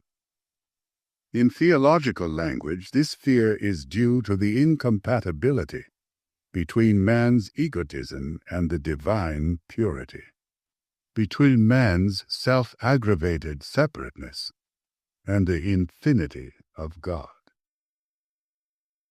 Following Boehmer and William Law, we may say that by unregenerate souls, the divine light at its full blaze can be apprehended only as a burning, purgatorial fire. An almost identical doctrine is to be found in the Tibetan Book of the Dead, where the departed soul is described as shrinking in agony from the pure light of the void, and even from the lesser tempered lights, in order to rush headlong into the comforting darkness of selfhood as a reborn human being, or even as a beast, an unhappy ghost, a denizen of hell. Anything rather than the burning brightness of unmitigated reality. Anything. The schizophrenic is a soul not merely unregenerate, but desperately sick into the bargain, whose sickness consists in the inability to take refuge from inner and outer reality, as the sane person habitually does, in the homemade universe of common sense, the strictly human world of useful notions, shared symbols, and socially acceptable conventions. The schizophrenic is like a man permanently under the influence of mescaline, and therefore unable to shut off the experience of a reality which he is not holy enough to live with, which he cannot explain away, because it is the most stubborn of primary facts, and which, because it never permits him to look at the world with merely human eyes, scares him into interpreting its unremitting strangeness, its burning intensity of significance, as the manifestations of human or even cosmic malevolence, calling for the most desperate countermeasures, from murderous violence at one end of the scale to catatonia or psychological suicide at the other. And once embarked upon the downward, the infernal road, one would never be able to stop. That now was only too obvious. If you started in the wrong way, I said in answer to the investigator's questions, everything that happened would be a proof of the conspiracy against you. It would all be self-validating. You couldn't draw a breath without knowing it was part of the plot. So you think you know where madness lies? My answer was a convinced and heartfelt yes. And you couldn't control it? No, I couldn't control it. If one began with fear and hate as the major premise, one would have to go on to the conclusion. Would you be able, my wife asked, to fix your attention on what the Tibetan Book of the Dead calls the clear light? I was doubtful. Would it keep the evil away if you could hold it? Or would you not be able to hold it? I considered the question for some time. Perhaps, I answered at last, perhaps I could, but only if there was somebody there to tell me about the clear light. One couldn't do it by oneself. That's the point, I suppose, of the Tibetan ritual. Someone sitting there all the time and telling you what's what. After listening to the record of this part of the experiment, I took down my copy of Evans Wentz's edition of the Tibetan Book of the Dead and opened at random. O nobly born, let not thy mind be distracted. That was the problem, to remain undistracted. Undistracted by the memory of past sins, by imagined pleasure, by the bitter aftertaste of old wrongs and humiliations, by all the fears and hates and cravings that ordinarily eclipse the light. What those Buddhist monks did for the dying and the dead, might not the modern psychiatrist do for the insane? Let there be a voice to assure them by day and even while they are asleep, that in spite of all the terror, all the bewilderment and confusion, the ultimate reality remains unshakably itself, and is of the same substance as the inner light of even the most cruelly tormented mind. By means of such devices as recorders, clock-controlled switches, public address systems, and pillow speakers, it should be very easy to keep the inmates of even an understaffed institution constantly reminded of this primordial fact. Perhaps a few of the lost souls might in this way be helped to win some measure of control over the universe, at once beautiful and appalling, but always other than human, always totally incomprehensible, in which they find themselves condemned to live. None too soon, I was steered away from the disquieting splendors of my garden chair. Drooping in green parabolas from the hedge, the ivy fronds shone with a kind of glassy, jade-like radiance. A moment later, a clump of red-hot pokers in full bloom had exploded into my field of vision, so passionately alive that they seemed to be standing on the very brink of utterance. The flowers strained upwards into the blue. Like the chair under the laths, they protected too much. I looked down at the leaves and discovered a cavernous intricacy of the most delicate green lights and shadows, pulsing with undecipherable mystery. Roses. The flowers are easy to paint, the leaves difficult. Shiki's haiku, which I quote in R. H. Blyth's translation, expresses by indirection exactly what I then felt. The excessive, the too obvious glory of the flowers, as contrasted with the subtler miracle of their foliage. We walked out into the street. A large, pale blue automobile was standing at the curb. At the sight of it, I was suddenly overcome by enormous merriment. What complacency, what an absurd self-satisfaction beamed from those bulging surfaces of glossiest enamel. Man had created the thing in his own image, or rather in the image of his favorite character in fiction. I laughed till the tears ran down my cheeks. We re-entered the house. A meal had been prepared. Somebody who was not yet identical with myself fell to with ravenous appetite. From a considerable distance and without much interest, I looked on. When the meal had been eaten, we got into the car and went for a drive.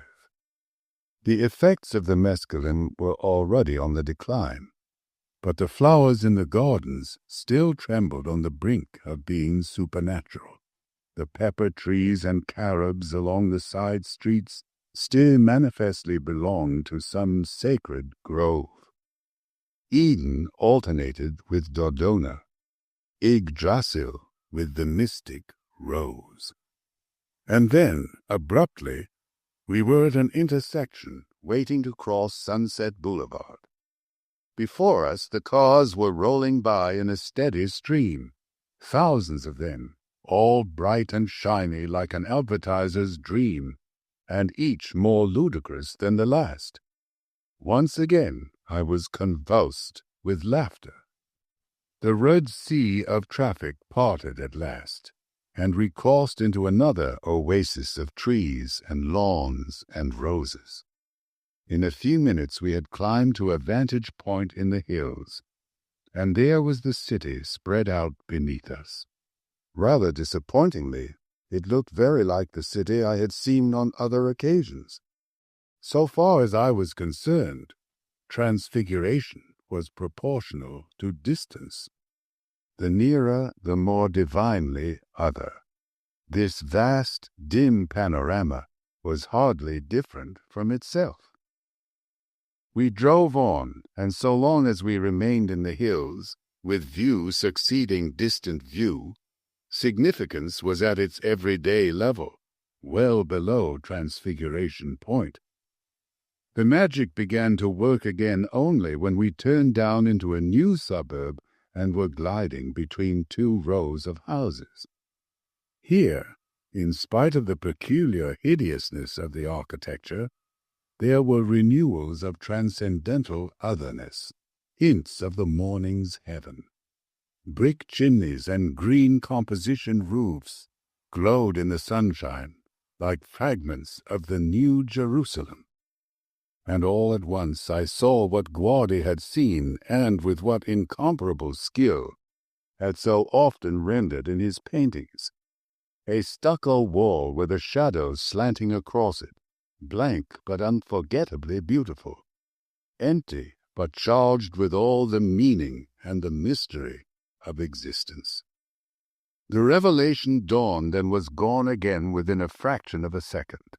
The car had moved on. Time was uncovering another manifestation of the eternal suchness. Within sameness there is difference, but that difference should be different from sameness is in no wise the intention of all the Buddhas. Their intention is both totality and differentiation. This bank of red and white geraniums, for example, it was entirely different from that stucco wall 100 yards up the road. But the isness of both was the same. The eternal quality of their transience was the same. An hour later, with 10 more miles and a visit to the world's biggest drugstore safely behind us, we were back at home, and I had returned to that reassuring but profoundly unsatisfactory state known as being in one's right mind. That humanity at large will ever be able to dispense with artificial paradises seems very unlikely. Most men and women lead lives at the worst so painful, at the best so monotonous, poor, and limited, that the urge to escape, the longing to transcend themselves if only for a few moments, is and has always been one of the principal appetites of the soul. Art and religion, carnivals and saturnalia, dancing and listening to oratory, all these have served in H.G. Wells's phrase as doors in the wall. And for private, for everyday use, there have always been chemical intoxicants.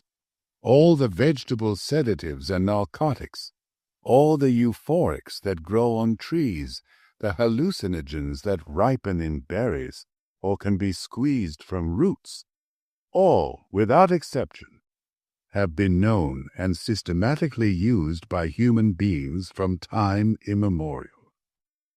And to these natural modifiers of consciousness, modern science has added its quota of synthetics. Chloral, for example, and benzodrine, the bromides, and the barbiturates. Most of these modifiers of consciousness cannot now be taken except under doctor's orders, or else illegally and at considerable risk. For unrestricted use, the West has permitted only alcohol and tobacco. All the other chemical doors in the wall are labeled dope, and their unauthorized takers are fiends. We now spend a good deal more on drink and smoke than we spend on education. This, of course, is not surprising. The urge to escape from selfhood and the environment is in almost everyone almost all the time. The urge to do something for the young is strong only in parents, and in them only for the few years during which their children go to school. Equally unsurprising is the current attitude towards drink and smoke. In spite of the growing army of hopeless alcoholics, in spite of the hundreds of thousands of persons annually maimed or killed by drunken drivers, popular comedians still crack jokes about alcohol and its addicts. And in spite of the evidence linking cigarettes with lung cancer, practically everybody regards tobacco smoking as being hardly less normal and natural than eating. From the point of view of the rationalist utilitarian, this may seem odd. For the historian, it is exactly what you would expect. A firm conviction of the material reality of hell never prevented medieval Christians from doing what their ambition, lust, or covetousness suggested. Lung cancer, traffic accidents, and the millions of miserable and misery-creating alcoholics are facts even more certain than was in Dante's day the fact of the Inferno. But all such facts are remote and unsubstantial compared with the near, felt fact of a craving here and now for release or sedation, for a drink or a smoke. Ours is the age, among other things, of the automobile and of rocketing population. Alcohol is incompatible with safety on the roads, and its production, like that of tobacco, condemns to virtual sterility many millions of acres of the most fertile soil. The problems raised by alcohol and tobacco cannot, it goes without saying, be solved by prohibition. The universal and ever-present urge to self-transcendence is not to be abolished by slamming the currently popular doors in the wall. The only reasonable policy is to open other, better doors in the hope of inducing men and women to exchange their old bad habits for new and less harmful ones. Some of these other, better doors will be social and technological in nature, others religious or psychological, others dietetic, educational, athletic. But the need for frequent chemical vacations from intolerable selfhood and repulsive surroundings will undoubtedly remain.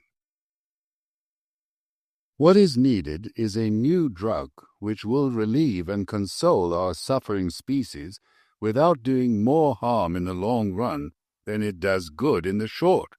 Such a drug must be potent in minute doses and synthesizable. If it does not possess these qualities, its production, like that of wine, beer, spirits, and tobacco, will interfere with the raising of indispensable food and fibers.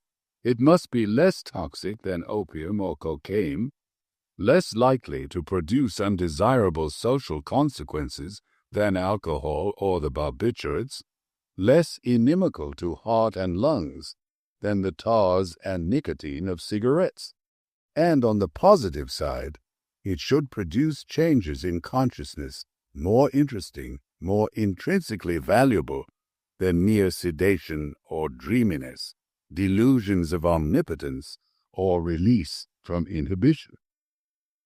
To most people, mescaline is almost completely innocuous. Unlike alcohol, it does not drive the taker into the kind of uninhibited action which results in brawls, crimes of violence, and traffic accidents. A mon under the influence of mescaline quietly minds his own business. Moreover, the business he minds is an experience of the most enlightening kind, which does not have to be paid for, and this is surely important, by a compensatory hangover. Of the long-range consequences of regular mescaline taking, we know very little. The Indians who consume peyote buttons do not seem to be physically or morally degraded by the habit. However, the available evidence is still scarce and sketchy. In his monograph, Menominee Peyotism, published December 1952 in the Transactions of the American Philosophical Society, Professor J. S. Slotkin has written that the habitual use of peyote does not seem to produce any increased tolerance or dependence. I know many people who have been peyotists for 40 to 50 years. The amount of peyote they use depends upon the solemnity of the occasion. In general, they do not take any more peyote now than they did years ago. Also, there is sometimes an interval of a month or more between rites, and they go without peyote during this period without feeling any craving for it. Personally, even after a series of rites occurring on 4 successive weekends, I neither increased the amount of peyote consumed nor felt any continued need for it. It is evident with good reason that peyote has never been legally declared a narcotic, or its use prohibited by the federal government. However, during the long history of Indian-white contact, white officials have usually tried to suppress the use of peyote because it has been conceived to violate their own norms. But these attempts have always failed. In a footnote, Dr. Slotkin adds that it is amazing to hear the fantastic stories about the effects of peyote and the nature of the ritual, which are told by the white and Catholic Indian officials in the Menominee Reservation. None of them have had the slightest first-hand experience with the plant or with the religion, yet some fancy themselves to be authorities and write official reports on the subject. Although obviously superior to cocaine, opium, alcohol, and tobacco, mescaline is not yet the ideal drug. Along with the happily transfigured majority of mescaline takers, there is a minority that finds in the drug only hell or purgatory. Moreover, for a drug that is to be used like alcohol for general consumption, its effects last for an inconveniently long time. But chemistry and physiology are capable nowadays of practically anything.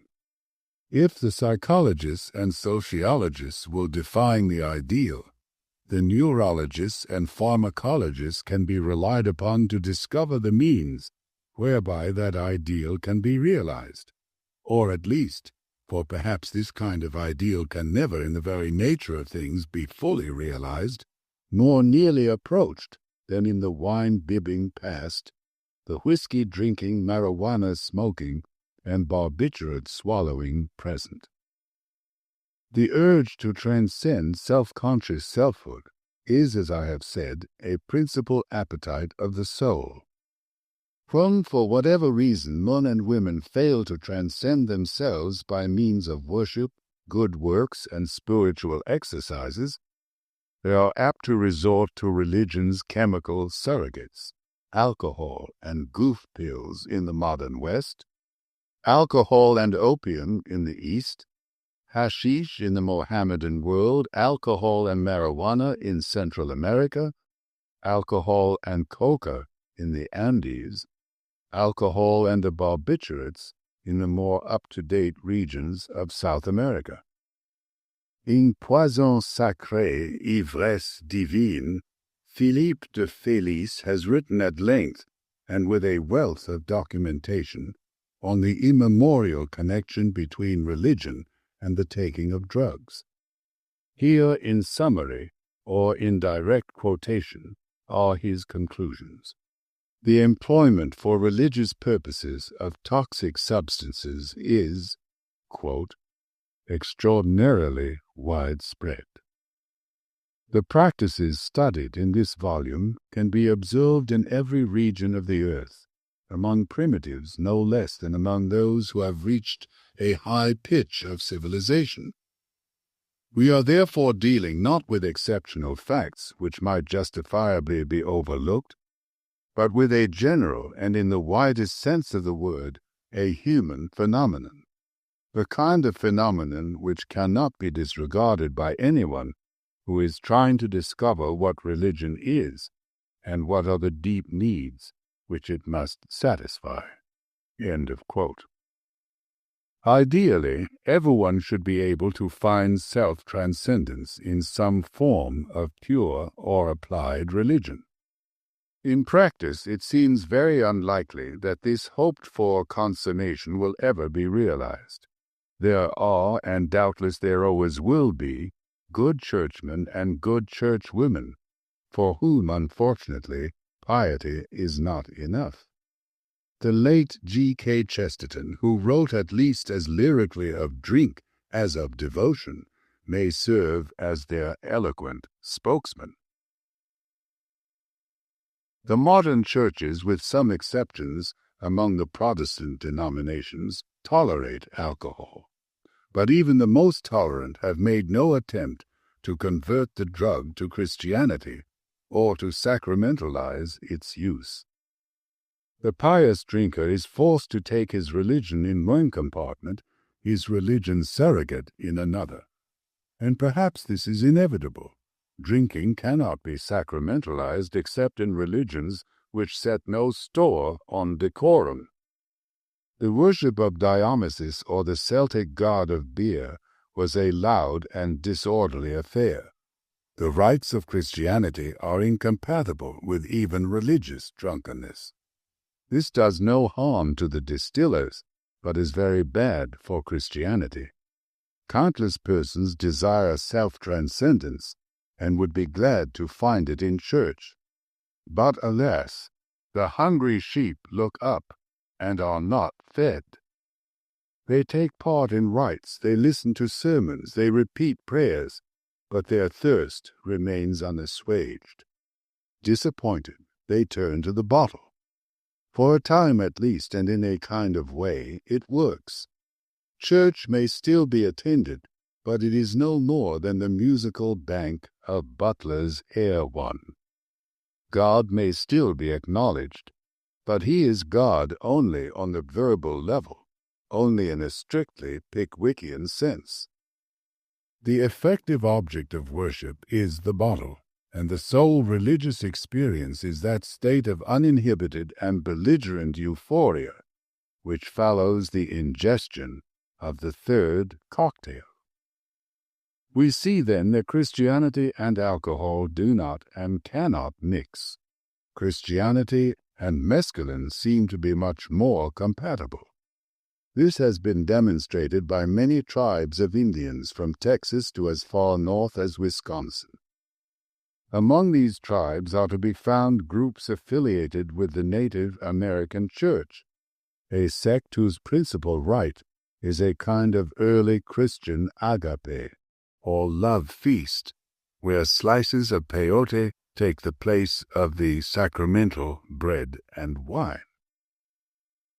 These Native Americans regard the cactus as God's special gift to the Indians and equate its effects with the workings of the divine spirit. Professor J. S. Slotkin, one of the very few white men ever to have participated in the rites of a peyotist congregation, says of his fellow worshippers that they are, quote, certainly not stupefied or drunk. They never get out of rhythm or fumble their words as a drunken or stupefied man would do. They are all quiet, courteous, and considerate of one another.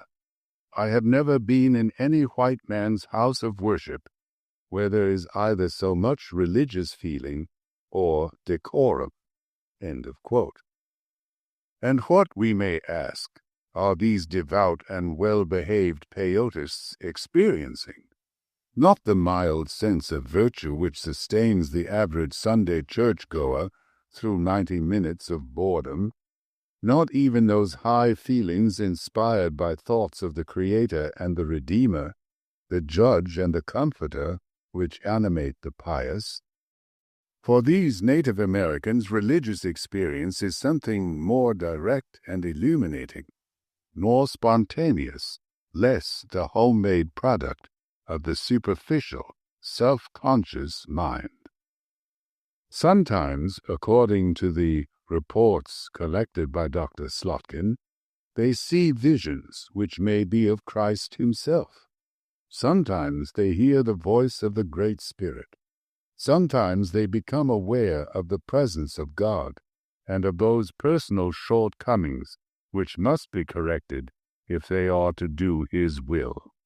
The practical consequences of these chemical openings of doors into the other world seem to be wholly good. Dr. Slotkin reports that habitual peyotists are on the whole more industrious, more temperate, many of them abstain altogether from alcohol, more peaceable than non-peyotists. A tree with such satisfactory fruits cannot be condemned out of hand as evil. In sacramentalizing the use of peyote, the Indians of the Native American Church have done something which is at once psychologically sound and historically respectable. In the early centuries of Christianity, many pagan rites and festivals were baptized, so to say, and made to serve the purposes of the Church. These jollifications were not particularly edifying, but they assuaged a certain psychological hunger, and instead of trying to suppress them, the earlier missionaries had the sense to accept them for what they were, soul-satisfying expressions of fundamental urges, and to incorporate them into the fabric of the new religion. What the Native Americans have done is essentially similar. They have taken a pagan custom, a custom incidentally far more elevating and enlightening than most of the rather brutish carousals and mummeries adapted from European paganism, and given it a Christian significance. Though but recently introduced into the northern United States, peyote eating and the religion based upon it have become important symbols of the red man's right to spiritual independence. Some Indians have reacted to white supremacy by becoming Americanized, others by retreating into traditional Indianism. But some have tried to make the best of both worlds, indeed of all the worlds, the best of Indianism, the best of Christianity, and the best of those other worlds of transcendental experience where the soul knows itself as unconditioned and of like nature with the divine. Hence the Native American Church. In it, two great appetites of the soul, the urge to independence and self-determination, and the urge to self-transcendence, were fused with and interpreted in the light of a third, the urge to worship, to justify the ways of God to man, to explain the universe by means of a coherent theology. Quote, "Lo, the poor Indian whose untutored mind clothes him in front, but leaves him bare behind." End of quote. But actually it is we, the rich and highly educated whites, who have left ourselves bare behind. We cover our anterior nakedness with some philosophy, Christian, Marxian, Freudo-physicalist, but abaft we remain uncovered, at the mercy of all the winds of circumstance. The poor Indian, on the other hand, has had the wit to protect his rear by supplementing the fig leaf of a theology with the breech clout of transcendental experience. I am not so foolish as to equate what happens under the influence of mescaline or of any other drug, prepared or in the future preparable, with the realization of the end and ultimate purpose of human life, enlightenment, the beatific vision. All I am suggesting is that the mescaline experience is what Catholic theologians call a gratuitous grace, not necessary to salvation, but potentially helpful, and to be accepted thoughtfully if made available. To be shaken out of the ruts of ordinary perception, to be shown for a few timeless hours the outer and the inner world, not as they appear to an animal obsessed with survival, or to a human being obsessed with words and notions, but as they are apprehended, directly and unconditionally, by mind at large. This is an experience of inestimable value to everyone, and especially to the intellectual. For the intellectual is by definition the man for whom, in Goethe's phrase, the word is essentially fruitful. He is the man who feels that what we perceive by the eye is foreign to us as such, and need not impress us deeply. And yet, though himself an intellectual and one of the supreme masters of language, Goethe did not always agree with his own evaluation of the word. We talk, he wrote in middle life, far too much. We should talk less and draw more. I personally should like to renounce speech altogether, and like organic nature, communicate everything I have to say in sketches. That fig tree, this little snake, the cocoon on my windowsill quietly awaiting its future, all these are momentous signatures. A person able to decipher their meaning properly would soon be able to dispense with the written or the spoken word altogether. The more I think of it, there is something futile, mediocre, even, I am tempted to say, foppish about speech. By contrast, how the gravity of nature and her silence startle you when you stand face to face with her, undistracted, before a barren ridge or in the desolation of the ancient hills. End of quote. We can never dispense with language and the other symbol systems, for it is by means of them, and only by their means, that we have raised ourselves above the brutes to the level of human beings. But we can easily become the victims as well as the beneficiaries of these systems. We must learn how to handle words effectively, but at the same time we must preserve and, if necessary, intensify our ability to look at the world directly, and not through that half-opaque medium of concepts, which distorts every given fact into the all-too-familiar likeness of some generic label or explanatory abstraction. Literary or scientific, liberal or specialist, all our education is predominantly verbal, and therefore fails to accomplish what it is supposed to do. Instead of transforming children into fully developed adults, it turns out students of the natural sciences who are completely unaware of nature as the primary fact of experience. It inflicts upon the world students of the humanities who know nothing of humanity, their own or anyone else's. Gestalt psychologists, such as Samuel Renshaw, have devised methods for widening the range and increasing the acuity of human perceptions. But do our educators apply them? The answer is no. Teachers in every field of psychophysical skill, from seeing to tennis, from tightrope walking to prayer, have discovered by trial and error the conditions of optimum functioning within their special fields. But have any of the great foundations financed a project for coordinating these empirical findings into a general theory and practice of heightened creativeness? Again, so far as I am aware, the answer is no. All sorts of cultists and queer fish teach all kinds of techniques for achieving health, contentment, peace of mind, and for many of their hearers, Many of these techniques are demonstrably effective. But do we see respectable psychologists, philosophers, and clergymen boldly descending into those odd and sometimes malodorous wells, at the bottom of which poor truth is so often condemned to sit? Yet once more the answer is no. And now look at the history of mescaline research.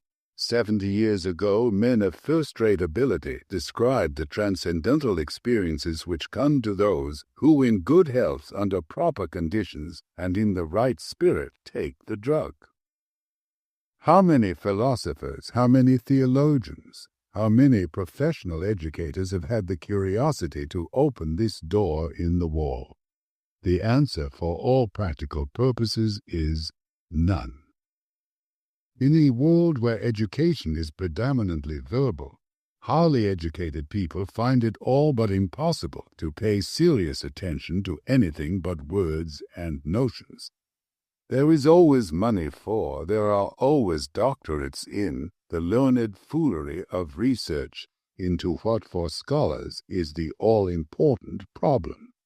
Who influenced whom to say what when?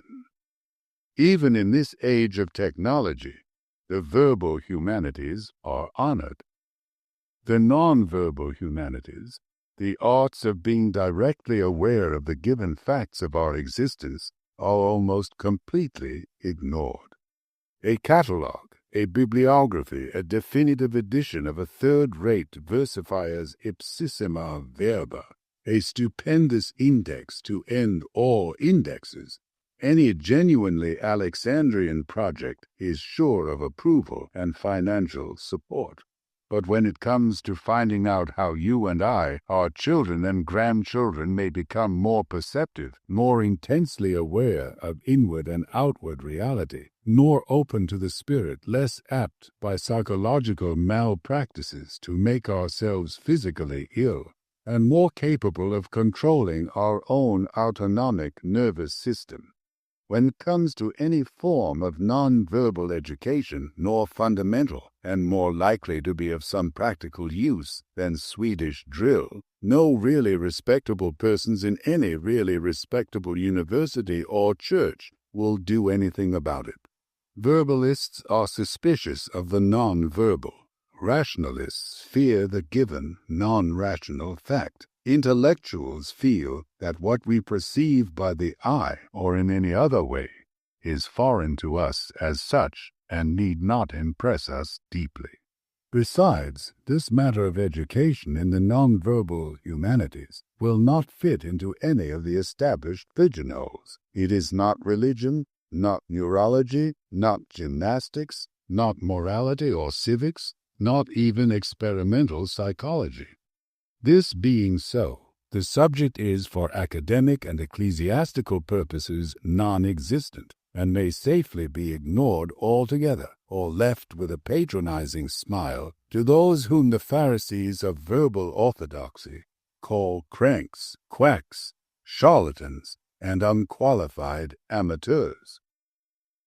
I have always found, Blake wrote rather bitterly, that angels have the vanity to speak of themselves as the only wise. This they do with a confident insolence sprouting from systematic reasoning. Systematic reasoning is something we could not, as a species or as individuals, possibly do without. But neither, if we are to remain sane, can we possibly do without direct perception.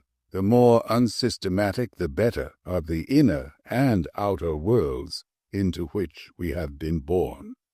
This given reality is an infinite which passes all understanding, and yet admits of being directly and in some sort totally apprehended. It is a transcendence belonging to another order than the human, and yet it may be present to us as a felt immanence, an experienced participation. To be enlightened is to be aware always of total reality in its immanent otherness, to be aware of it and yet to remain in a condition to survive as an animal, to think and feel as a human being, to resort whenever expedient to systematic reasoning. Our goal is to discover that we have always been where we ought to be. Unhappily, we make the task exceedingly difficult for ourselves. Meanwhile, however, there are gratuitous graces in the form of partial and fleeting realizations. Under a more realistic, a less exclusively verbal system of education than ours, every angel, in Blake's sense of that word, would be permitted as a sabbatical treat, would be urged and even, if necessary, compelled to take an occasional trip through some chemical door in the wall into the world of transcendental experience. If it terrified him, it would be unfortunate, but probably salutary. If it brought him a brief but harmless illumination, so much the better. In either case, the angel might lose a little of the confident insolence sprouting from systematic reasoning and the consciousness of having read all the books. Near the end of his life, Aquinas experienced infused contemplation. Thereafter, he refused to go back to work on his unfinished book. Compared with this, everything he had read and argued about and written, Aristotle and the sentences, the questions, the propositions, the majestic summas, was no better than chaff or straw. For most intellectuals, such a sit-down strike would be inadvisable, even morally wrong. But the angelic doctor had done more systematic reasoning than any 12 ordinary angels, and was already ripe for death. He had earned the right, in those last months of his mortality, to turn away from merely symbolic straw and chaff to the bud of actual and substantial fact. For angels of a lower order and with better prospects of longevity, there must be a return to the straw.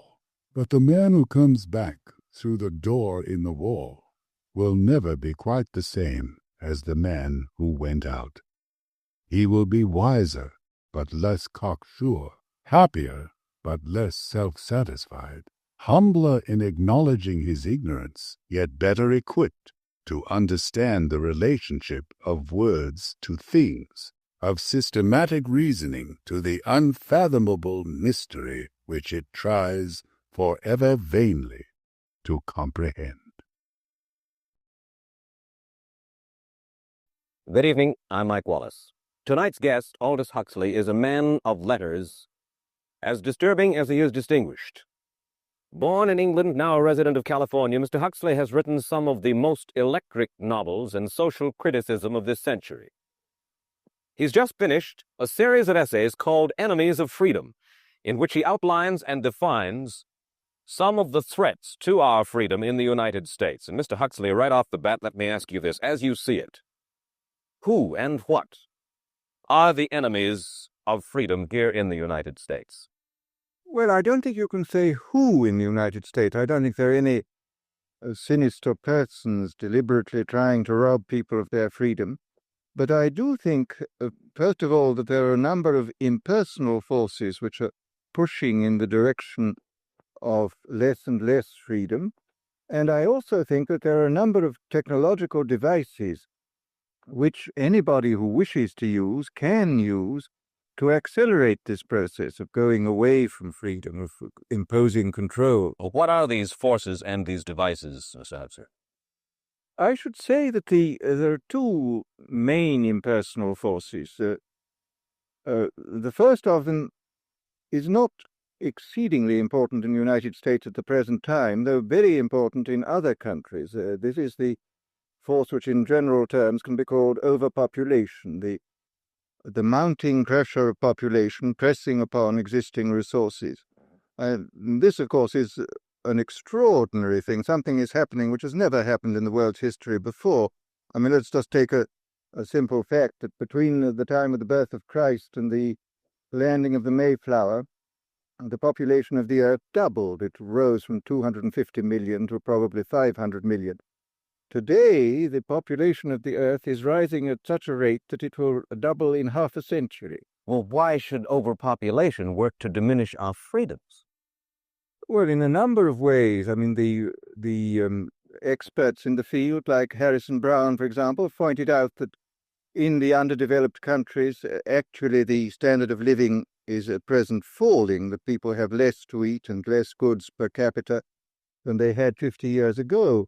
And as the position of these countries, the economic position, becomes more and more precarious, obviously the central government has to take over more and more responsibility for keeping the ship of state on an even keel. And then, of course, you're likely to get social unrest under such conditions, with again an intervention of the central government. So I think one sees here a pattern which seems to be pushing very strongly towards a totalitarian regime. And unfortunately, as in all these underdeveloped countries, the only highly organized political party is the Communist Party, it looks rather as though they will be the heirs to this unfortunate process, that they will step into the position of power. Well, then, ironically enough, one of the greatest forces against communism in the world, the Catholic Church, according to your thesis, would seem to be pushing us directly into the hands of the communists because they are against birth control. Well, I think this strange paradox probably is true. There is it's an extraordinary situation, actually. I mean, one had to look at it, of course, from a biological point of view. The whole essence of biological life on Earth is a question of balance, and what we have done is to practice death control in a most intensive manner without balancing this with the birth control at the other end. Consequently, the birth rates remain as high as they were, and death rates have fallen substantially. All right, then, so much for the time being anyway for overpopulation. Another force that is diminishing our freedoms. Well, another force which I think is very strongly operative in this country is the force of what may be called over-organization. As technology becomes more and more complicated, it becomes necessary to have more and more elaborate organizations, more hierarchical organizations. And incidentally, the advance of technology has been accompanied by an advance in the science of organization. It's now possible to make organizations on a larger scale than was ever possible before. And so that you have more and more people living their lives out as subordinates in these hierarchical systems controlled by bureaucracies, either the bureaucracies of big business or the bureaucracies of big government. Mm-hmm. Mm-hmm. Now, the devices that you were talking about, are there specific devices or methods of communication which diminish our freedoms in addition to overpopulation and over-organization? Well, there are certainly devices which can be used in this way. I mean, let us take, after all, a piece of very recent and very painful history is the propaganda used by Hitler, which was incredibly effective. I mean, what were Hitler's methods? Hitler used terror on the one kind, brute force on the one hand, but he also used a very efficient form of propaganda, which he was using every modern device at that time. He didn't have TV, but he had the radio, which he used to the fullest extent, and was able to impose his will on an immense mass of people. I mean, the Germans were a highly educated people. Well, we're aware of all this, but how do you equate Hitler's use of propaganda with the way that propaganda, if you will, is used, let us say, here in the United States? Are you suggesting that they're a parallel? Needless to say, it's not being used in this way now, but the point is, it seems to me, that there are methods at present available, methods superior in some respects to Hitler's method, which could be used in a bad situation. I mean, what I feel very strongly is that we mustn't be caught by surprise by our own advancing technology. This has happened again and again in history, where technology has advanced and this changes social conditions. And suddenly people have found themselves in a situation which they didn't foresee and doing all sorts of things they didn't really want to do. Well, now, what do you mean? Do you mean that we develop our television, but we don't know how to use it correctly? Is that the point that you're making? Well, at present, the television, I think, is being used quite harmlessly. It's being used, I think, I would feel it's being used too much to distract everybody all the time. But I mean, imagine, which must be the situation in all communist countries where the television, where it exists, is always saying the same thing the whole time, is always driving along. It's not creating a wide front of distraction. It's creating a one-pointed drumming in of a single idea all the time. It's obviously an immensely powerful instrument. So you're talking about the potential misuse of the instrument. Exactly. We have, after all technology is in itself morally neutral. These are just powers which can either be used well or ill. It's the same thing with atomic energy. We can either use it to blow ourselves up, or we can use it as a substitute for the coal and the oil, which are running out. You've even written about the use of drugs in this light. Well, now, this is a very interesting subject. I mean, in this book, as you mentioned, this book of mine, Brave New World, I postulated a substance called soma, which was a very versatile drug. It would make people feel happy in small doses. It would make them see visions in medium doses, and it would send them to sleep in large doses. Well, I don't think such a drug exists now, nor do I think it will ever exist, but we do have drugs which will do some of these things, and I think it's quite on the cards that we may have drugs which will profoundly change our mental states without doing us any harm. I mean, this is the pharmacological revolution which has taken place, that we have now powerful mind-changing drugs which, physiologically speaking, are almost costless. I mean, they are not like opium or like cocaine, which do change the state of mind, but leave terrible results physiologically and morally. Mr. Huxley, in your new essays, you state that these various enemies of freedom are pushing us toward a real-life, brave new world, and you say that it's awaiting us just around the corner. First of all, can you detail for us what life in this brave new world which you fear so much, of what life might be like? Well, to start with, I think this kind of the dictatorship of the future, I think, will be very unlike the dictatorships which we've been familiar with in the immediate past. I mean, take another book prophesying the future, which was a very remarkable book, George Orwell's 1984. But this book was written at the height of the Stalinist regime and just after the Hitler regime. And there he foresaw a dictatorship using entirely the methods of terror, the methods of physical violence. Now, I think what is going to happen in the future is the dictators will find, as the old saying goes, that you can do everything with bayonets except sit on them. That if you want to preserve your power indefinitely, you have to get the consent of the ruled. And this they will do, partly by drugs, as I foresaw in Brave New World, partly by these new techniques of propaganda.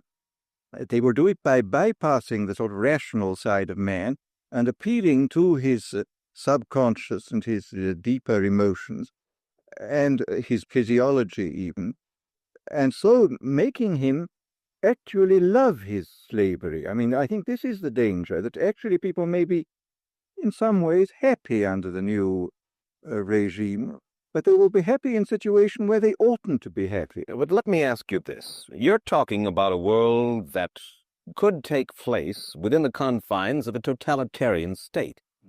Let's become more immediate, more urgent about it. We believe, anyway, that we live in democracy here in the United States. Do you believe that this brave new world that you talk about could, let's say, in the next quarter century, the next century, could come here to our shores? I think it could. I mean, I that's why I feel it's so extremely important here and now to start thinking about these problems, not to let ourselves be taken by surprise by the new advances in technology. I mean, for example, in regard to the use of the drugs, we know there's enough evidence now for us to be able, on the basis of this evidence and using a certain amount of creative imagination, to foresee the kind of uses which could be made by people of bad will with these things, and to attempt to forestall this. And in the same way, I think with these other methods of propaganda, we can foresee and we can do a good deal to forestall. I mean, after all, the price of freedom is eternal vigilance. You write in Enemies of Freedom, you write specifically about the United States. You say this, writing about American political campaigns. You say all that is needed is money and a candidate who can be coached to look sincere. Political principles and plans for specific action have come to lose most of their importance. The personality of the candidate, the way he is projected by the advertising experts, are the things that really matter. Well, this is during the last campaign, there was a great deal of this kind of statement by the advertising managers of the campaign parties, this idea that the candidates had to be merchandised as though they were soap or toothpaste, and that you had to depend entirely on the personality. I mean, the personality is important, but there are certainly people with an extremely amiable personality, particularly on TV, who might not necessarily be very good in positions of political trust. Well, do you feel that men like Eisenhower, Stevenson, Nixon, with knowledge of forethought, were trying to pull the wool over the eyes of the American public? No, but they were being advised by powerful advertising agencies who were making campaigns of a quite different kind from what had been made before. And I think we shall see probably all kinds of new devices coming into the picture. I mean, for example, this thing which got a good deal of publicity last autumn, a subliminal projection. I mean, as it stands, this thing, I think, is of no menace to us at the moment. But I was talking the other day to one of the people who has done most experimental work in psychological laboratory with this, who was saying precisely this, that it is not at the moment a danger, but once you've established a principle that something works, you can be absolutely sure that the technology of it is going to improve steadily. And his view of the subject was that, well, maybe they will use it to some extent in the 1960 campaign, but they will probably use it a good deal and much more effectively in the 1964 campaign, because this is the kind of rate at which technology advances. And we'll be persuaded to vote for a candidate that we do not know that we are being persuaded to vote for. Exactly. I mean, this is the rather alarming nature, that you're being persuaded below the level of choice and reason. In regard to advertising, which you mentioned just a little ago, in your writing, particularly in Enemies of Freedom, you attack Madison Avenue, which controls most of our television and radio, advertising, newspaper advertising, and so forth. Why do you consistently attack the advertising agents? I think that advertisement plays a very necessary role, but the danger, it seems to me, in a democracy is this. I mean, what does a democracy depend on? A democracy depends on the individual voter making an intelligent and rational choice for what he regards as his enlightened self-interest in any given circumstance. But what these people are doing, I mean, what both for their particular purposes of selling goods and the dictatorial propagandists are doing, is to try to bypass the rational side of man and to appeal directly to these unconscious forces below the surface, so that you are, in a way, making nonsense of the whole democratic procedure, which is based on conscious choice on rational ground. Of course. Well, maybe you have just answered this next question, because in your essay you write about television commercials, not just political commercials, but television commercials as such, and how, as you put it, today's children walk around singing beer commercials and toothpaste commercials, and then you link this phenomenon in some way with the dangers of a dictatorship. Now, could you spell out the connection, or how do you feel that you have done so sufficiently? Well, I mean, here, this whole question of children, I think, is a terribly important one, because the children are quite clearly much more suggestible than the average grown-up. And again, suppose that for one reason or another, all the propaganda was in the hands of one or very few agencies, you would have an extraordinarily powerful force playing on these children, who after all are going to grow up and be adults quite soon. I do think that this is not an immediate threat, but it remains a possible threat. And you said something to the effect in your essay that the children of Europe used to be called cannon fodder, and here in the United States they are television and radio fodder. Well, after all, you can read in the in the trade journals the most lyrical accounts of how necessary it is to get hold of the children, because then they will be loyal brand buyers later on. Mm-hmm. But, I mean, again, you just translate this into political terms. The dictator says they will be loyal ideology buyers when they're grown up. We hear so much about brainwashing as used by the communists. Do you see any brainwashing other than that which we've just been talking about that is used here in the United States? Other forms of brainwashing? Not in the form that has been used in China and in Russia, because this is essentially the application of propaganda methods, the most violent kind, to individuals. It's not a shotgun method like the advertising method. It's a way of getting hold of the person and playing both on his physiology and his psychology till he really breaks down, and then you can implant a new idea in his head.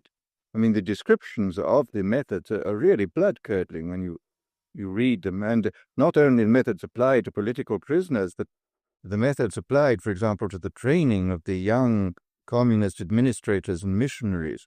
They receive an incredibly tough kind of training, which may causes about 25% of them to break down or commit suicide, but produces 75% of completely one-pointed fanatics.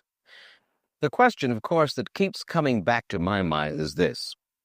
Obviously, politics in themselves are not evil. Television is not in itself evil.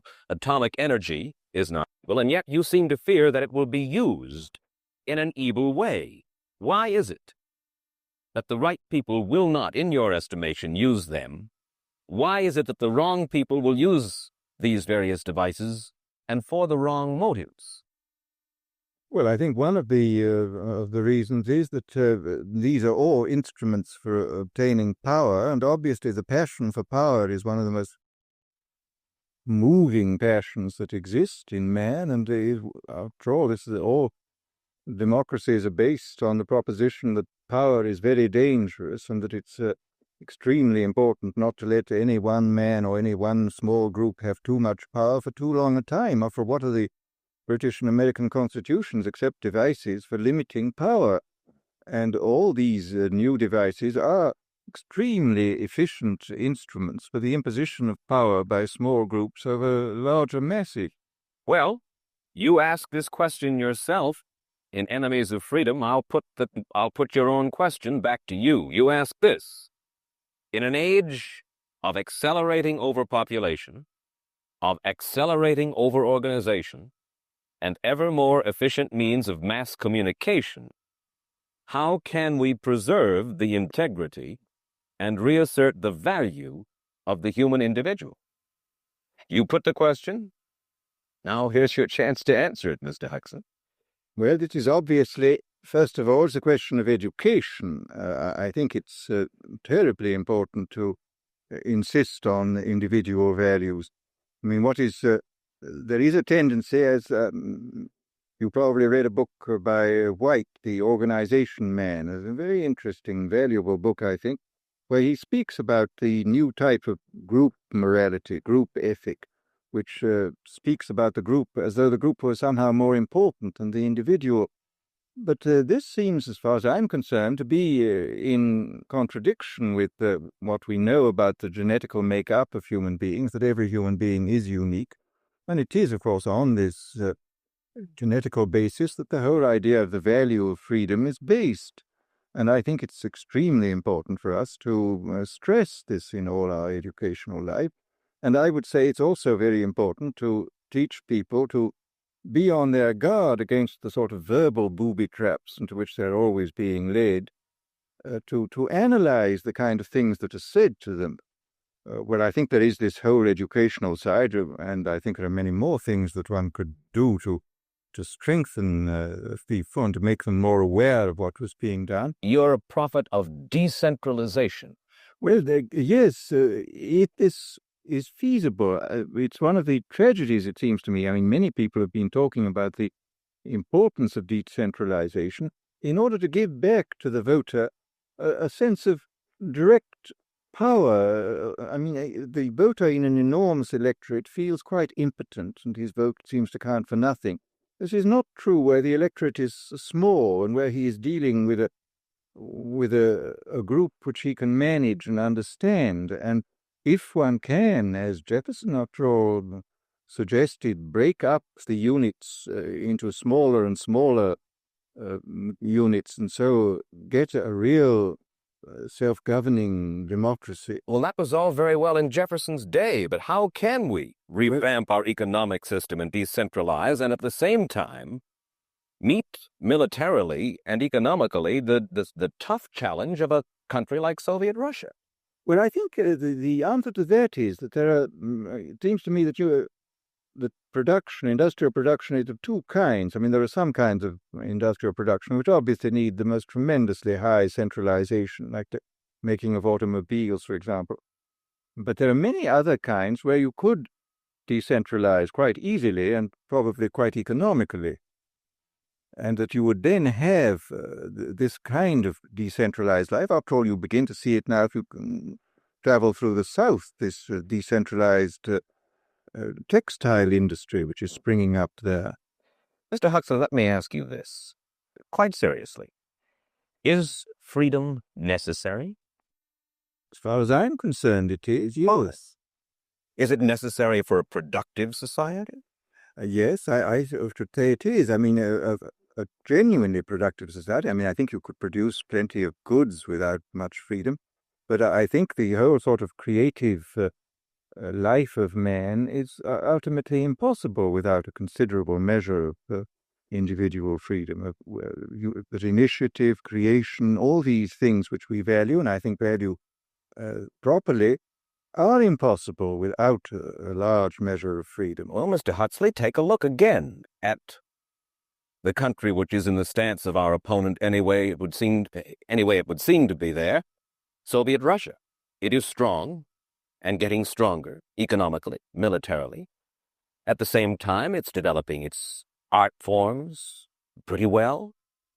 It seems not unnecessarily to squelch the creative urge among its people, and yet it is not a free society.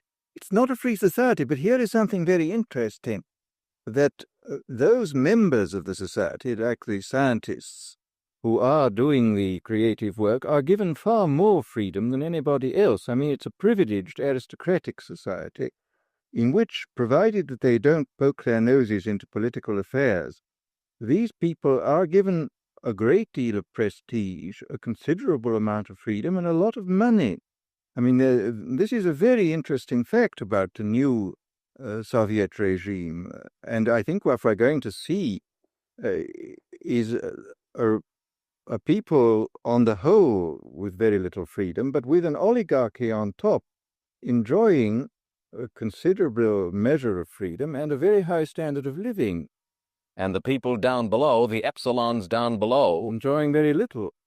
And you think that that kind of situation can long endure? I think it can certainly endure much longer than a situation in which everybody is kept out. I mean, they can certainly get their technological and scientific results on such a basis. Well, the next time that I talk to you then, perhaps we should investigate further the possibility of the establishment of that kind of a society, where the drones work for the queen bees up above. Well, but yes, but I must say I still believe in democracy. If we can make the best of the creative activities of the people on top, plus those of the people on the bottom, so much the better. Mr. Huxley, I surely thank you for spending this half hour with us, and I wish you Godspeed, sir. Thank you. Aldous Huxley finds himself these days in a peculiar and disturbing position. A quarter of a century after prophesying an authoritarian state in which people were reduced to ciphers, he can point at Soviet Russia and say, "I told you so." The crucial question, as he sees it now, is whether the so-called free world is shortly going to give Mr. Huxley the further dubious satisfaction of saying the same thing about us. In the past, we can say that all revolutions have essentially aimed at changing the environment in order to change the individual. I mean, there's been the political revolution, the economic revolution, in the time of the Reformation, the religious revolution. All these aimed, as I say, not directly at the human being, but at his surroundings, so that by modifying the surroundings, you did achieve, at one remove, an effect upon the human being. Today, we are faced, I think, with the approach of what may be called the ultimate revolution, the final revolution, where a man can act directly on the mind-body of his fellows. Well, needless to say, some kind of direct action on human mind-bodies has been going on since the beginning of time. But this has generally been of a violent nature. The techniques of terrorism have been known from time immemorial, and people have employed them with more or less ingenuity, sometimes with the utmost crudity, sometimes with a good deal of skill acquired by a process of trial and error, finding out what the best ways of using torture, imprisonment, constraints of various kinds. But as I think it was Metternich said many years ago, you can do everything with bayonets except sit on them. That if you are going to control any population for any length of time, you must have some measure of consent. It's exceedingly difficult to see how pure terrorism can function indefinitely. It can function for a fairly long time, but I think sooner or later you have to bring in an element of persuasion, an element of getting people to consent to what is happening to them. Well, it seems to me that the nature of the ultimate revolution with which we are now faced is precisely this, that we are in process of developing a whole series of techniques which will enable the controlling oligarchy, who have always existed and presumably always will exist, to get people actually to love their servitude. This is seems to me the ultimate in malevolent revolution, shall we say?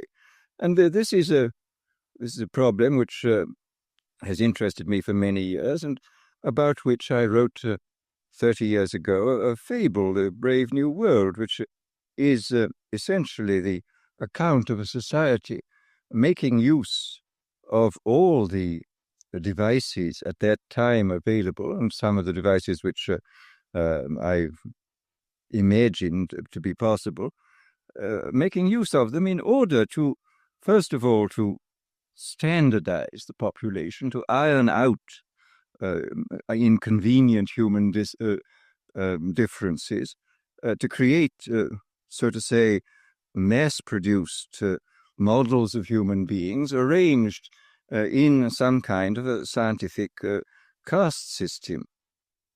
And since then, I have continued to be extremely interested in this problem, and I have noticed with increasing dismay that a number of the predictions which were purely fantastic when I made them 30 years ago have come true or seem in process of coming true, that a number of techniques about which I talked seem to be here already, and that there seems to be a general movement in the direction of this kind of ultimate revolution, this method of control by which people can be made to enjoy a state of affairs which, by any decent standard, they ought not to enjoy.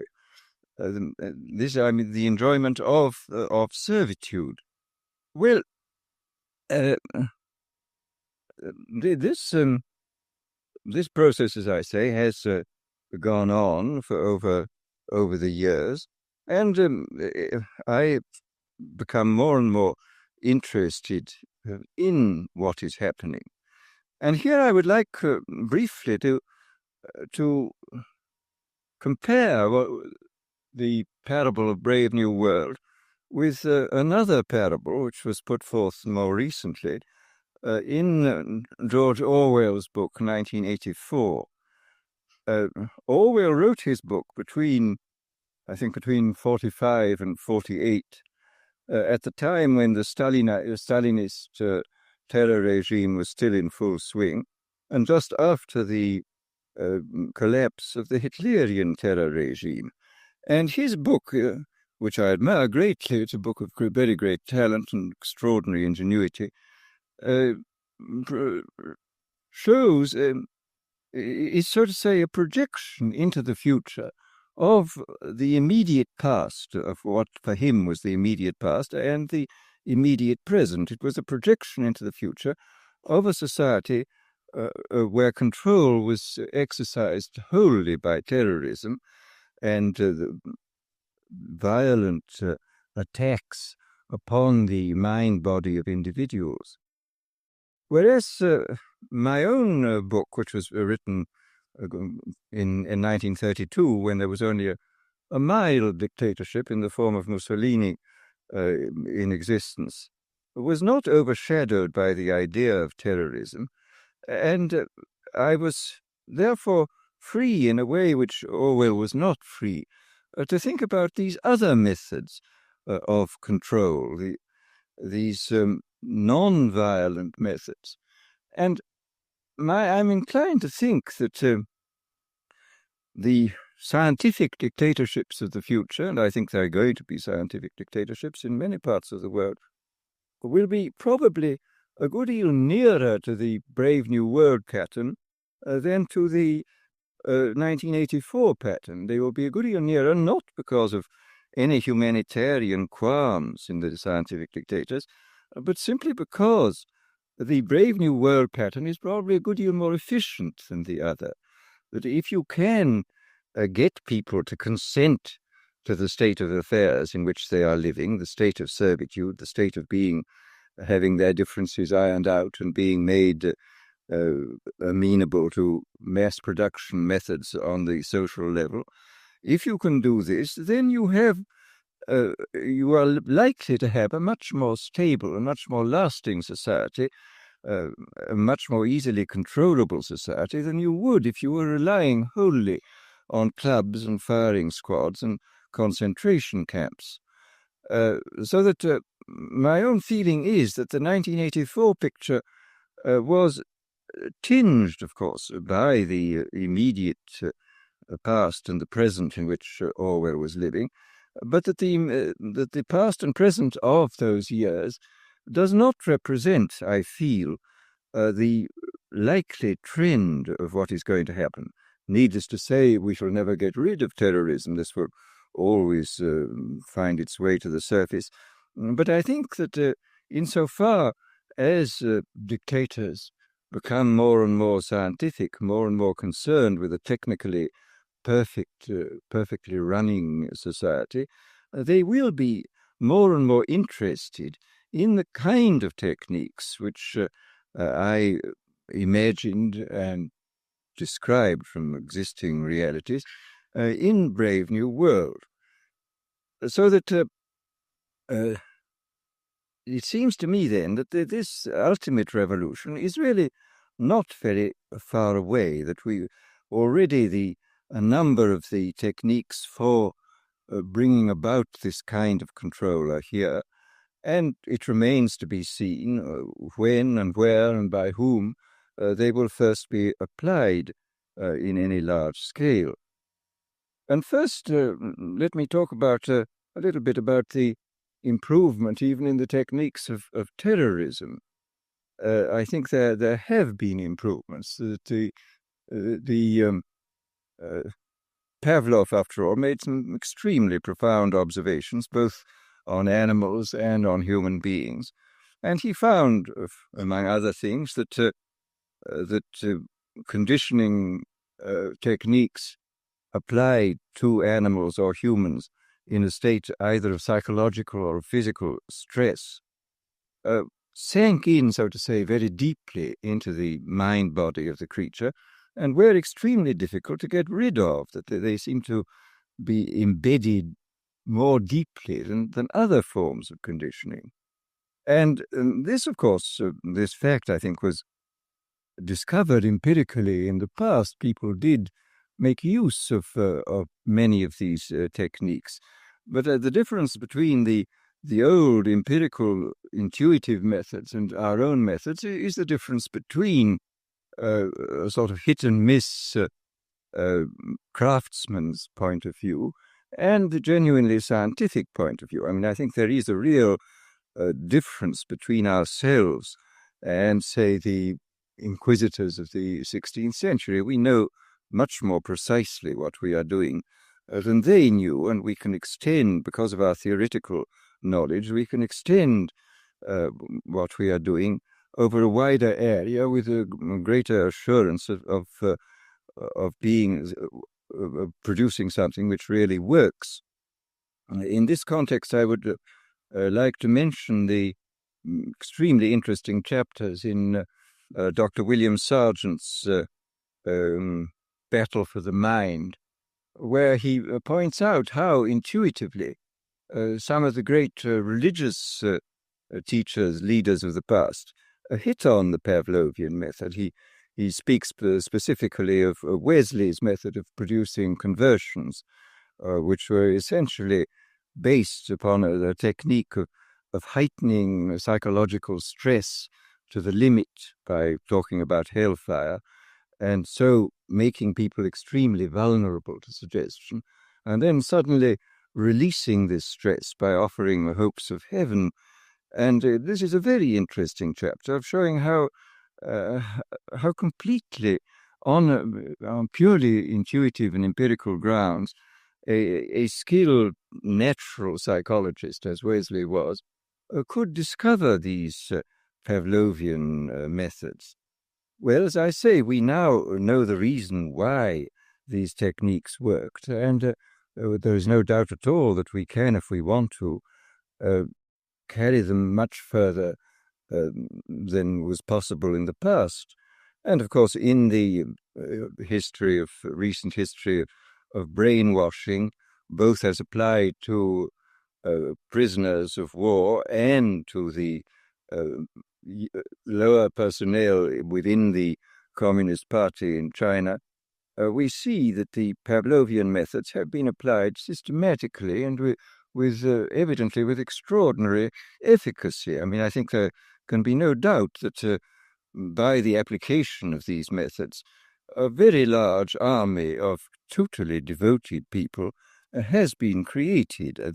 The conditioning has been driven in, so to say, by kind of psychological iontophoresis into the very depth of the people's being, and has got so deep that it's very difficult for it ever to be rooted out. And these methods, I think, are a real refinement on the older methods of terror, because they combine methods of terror with methods of acceptance, method that the person who he is subjected to a form of terroristic stress, but for the purpose of inducing a kind of voluntary, quotes, acceptance of the state into the psychological state into which he has been driven, and the state of affairs within which he finds himself. So that, as I say, there has been, I think, a definite improvement, shall we say, even in the techniques of terrorism.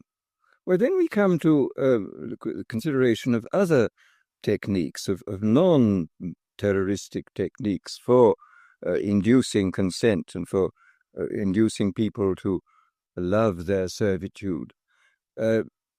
Here, I mean, I think we can, I don't think I can possibly go into all of them because I don't know all of them, but I mean, I can mention a few of the more obvious methods which can now be used and which are based upon recent scientific findings.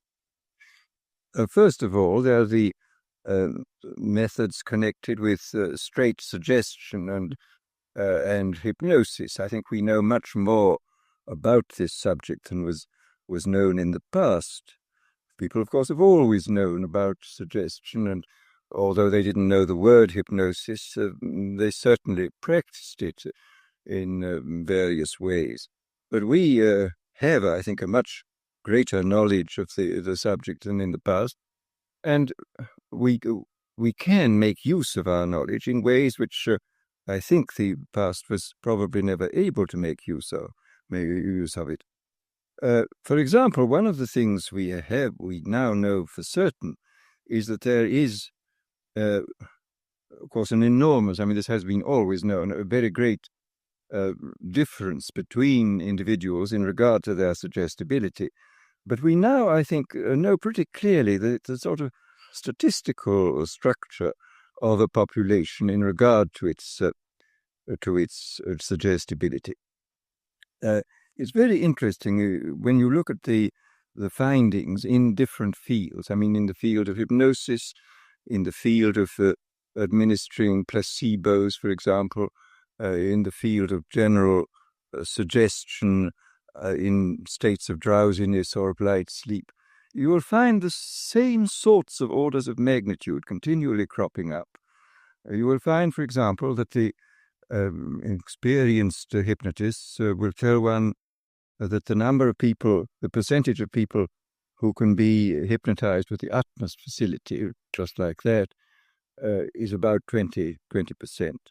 That about a corresponding number at the other end of the scale are very, very difficult or almost impossible to hypnotize, and that in between there lies a large mass of people who can, with more or less difficulty, be hypnotized, that they can gradually be, if you work hard enough at it, be got into the hypnotic state.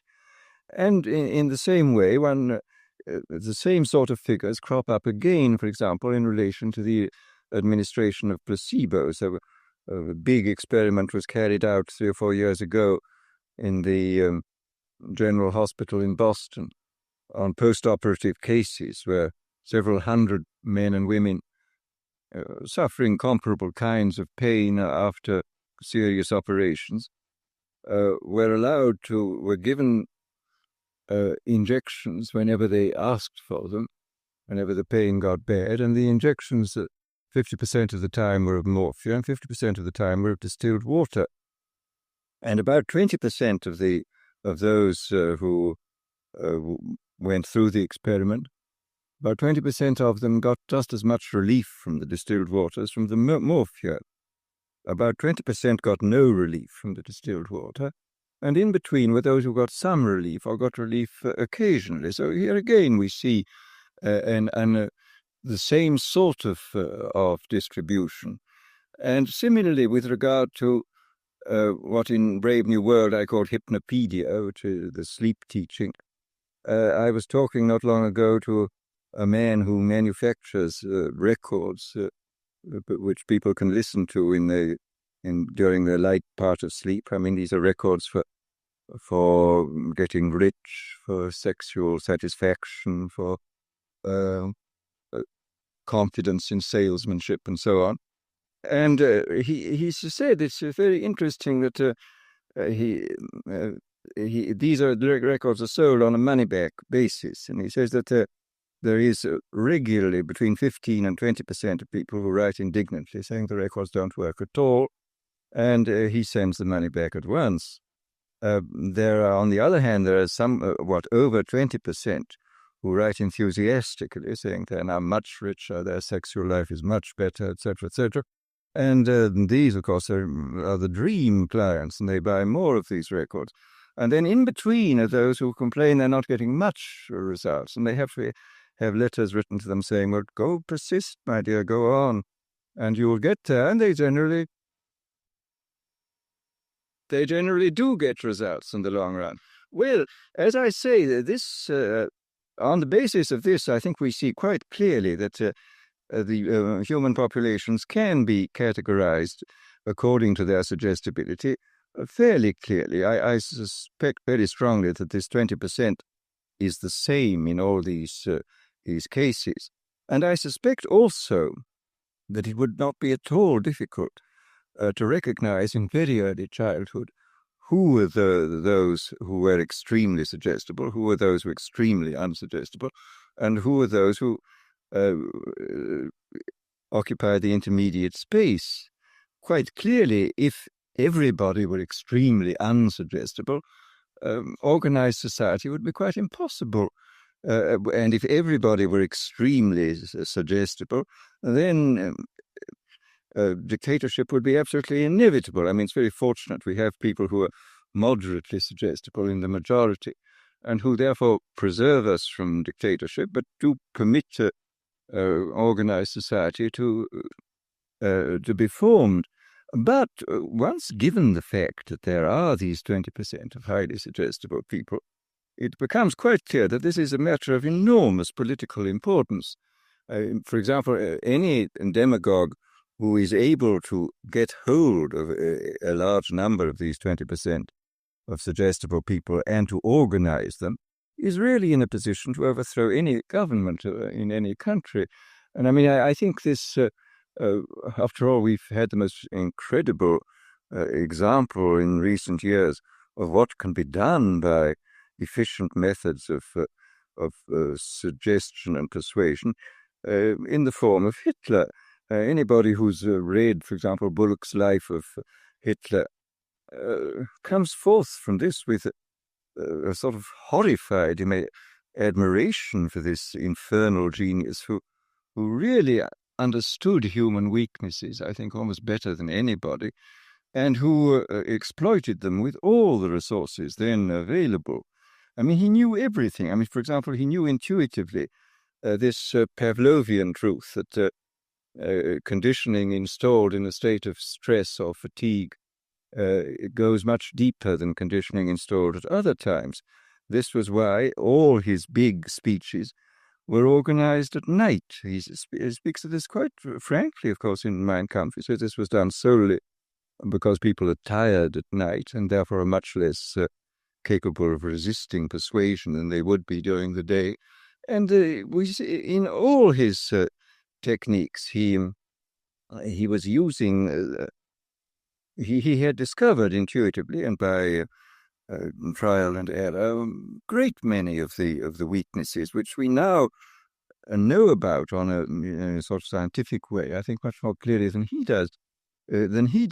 But the fact remains that this differential suggestibility, this susceptibility to hypnosis, I do think is something which has to be considered very carefully in relation to any kind of thought about democratic government. I mean, if there are 20% of the people who can really be suggested into believing almost anything, as evidently they can be, then we have to take extremely careful steps to prevent the rise of demagogues who will drive them on into extreme positions and then organize them into very, very dangerous armies, private armies, which may overthrow the government.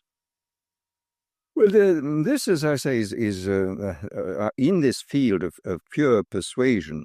I think we do know much more than we did in the past, and obviously we now have mechanisms for multiplying the demagogue's voice and image in a quite hallucinatory way. I mean, the television and the radio.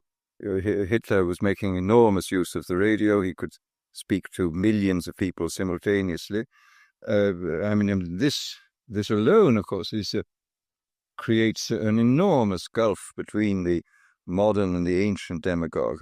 The ancient demagogue could only appeal to as many people as his voice could reach by the yelling at his utmost, but the modern demagogue can touch literally millions at a time, and of course with the multiplication of his image, he can produce this kind of hallucinatory effect, which is of enormous hypnotic and suggestive importance. But then there are various other methods which one can think of, which have, thank heaven, as yet not been used, but which obviously could be used. There is, for example, the pharmacological method. This was one of the things I talked about in Brave New World. I invented a hypothetical drug called soma, which of course could not exist as it stood there because it was simultaneously a stimulant, a narcotic, and a hallucinogen, which seems unlikely in one substance. But the point is that if you applied several different substances, you could get almost all these results even now. And the really interesting thing about the new chemical substances, new mind-changing drugs, is this, that whereas if you look back into history, it's clear that man has always had a hankering after mind-changing chemicals. He has always desired to take holidays from himself. But and this is the most extraordinary fact of all, is that every naturally occurring stimulant, narcotic, sedative, or hallucinogen was discovered before the dawn of history. I don't think there is one single one of these naturally occurring ones which modern science has discovered. Modern science, of course, has discovered better ways of extracting the active principles from these drugs, and, of course, has discovered numerous ways of synthesizing new substances of extreme power. But the actual discovery of these naturally occurring things was made by primitive man, goodness knows how many centuries ago.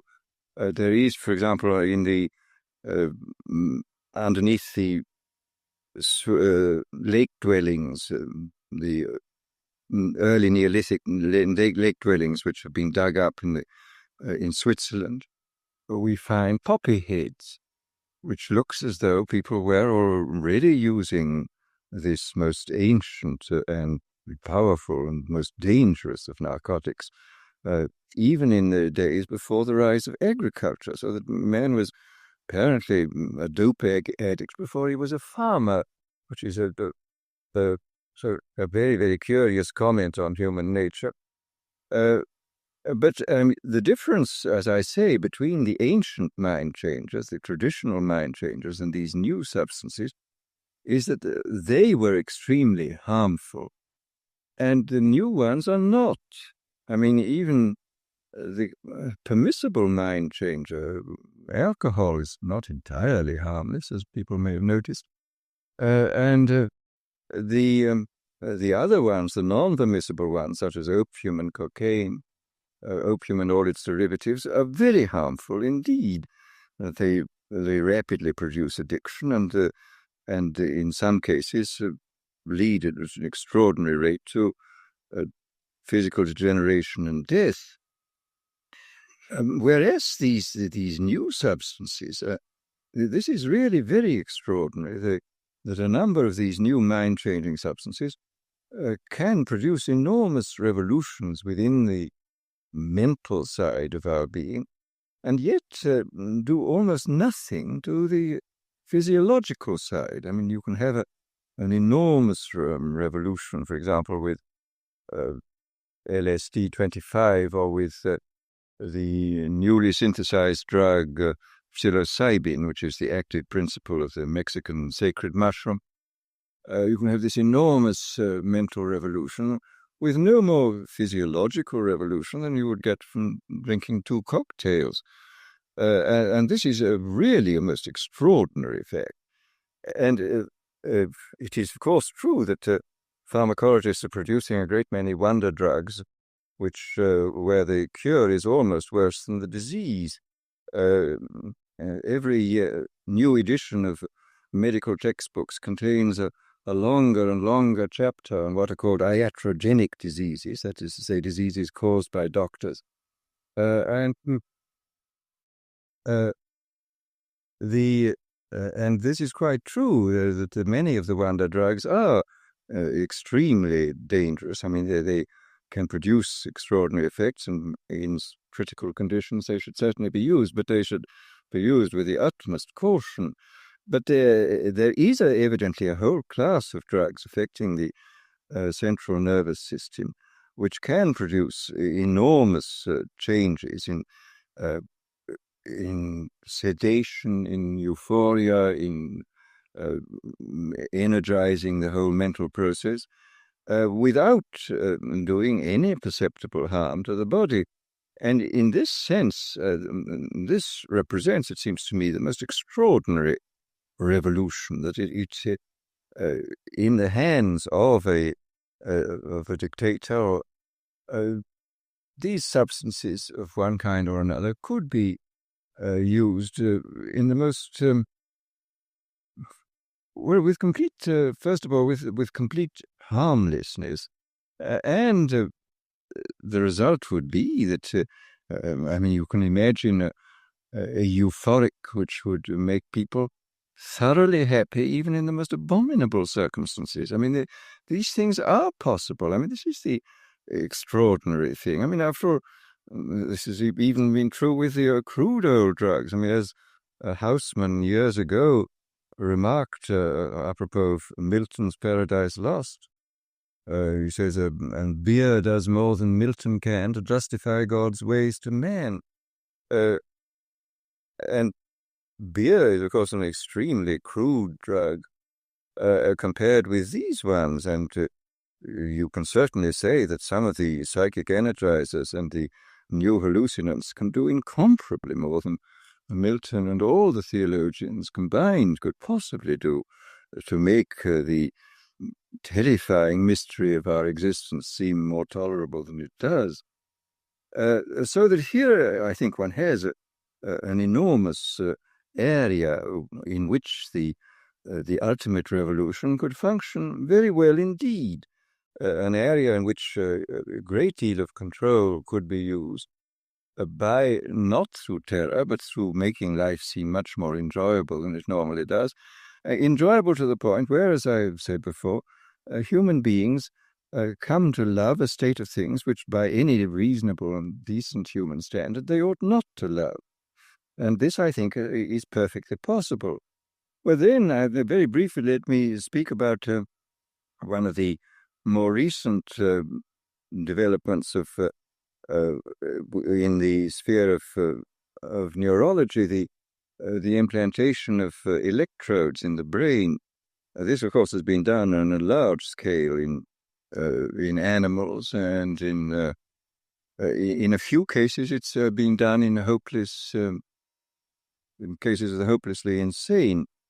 And it is, anybody who's watched the behavior of rats with electrodes planted in different centers must come away from this experience with the most extraordinary doubts about what on earth is in store for us if ever this is got hold of by a dictator. If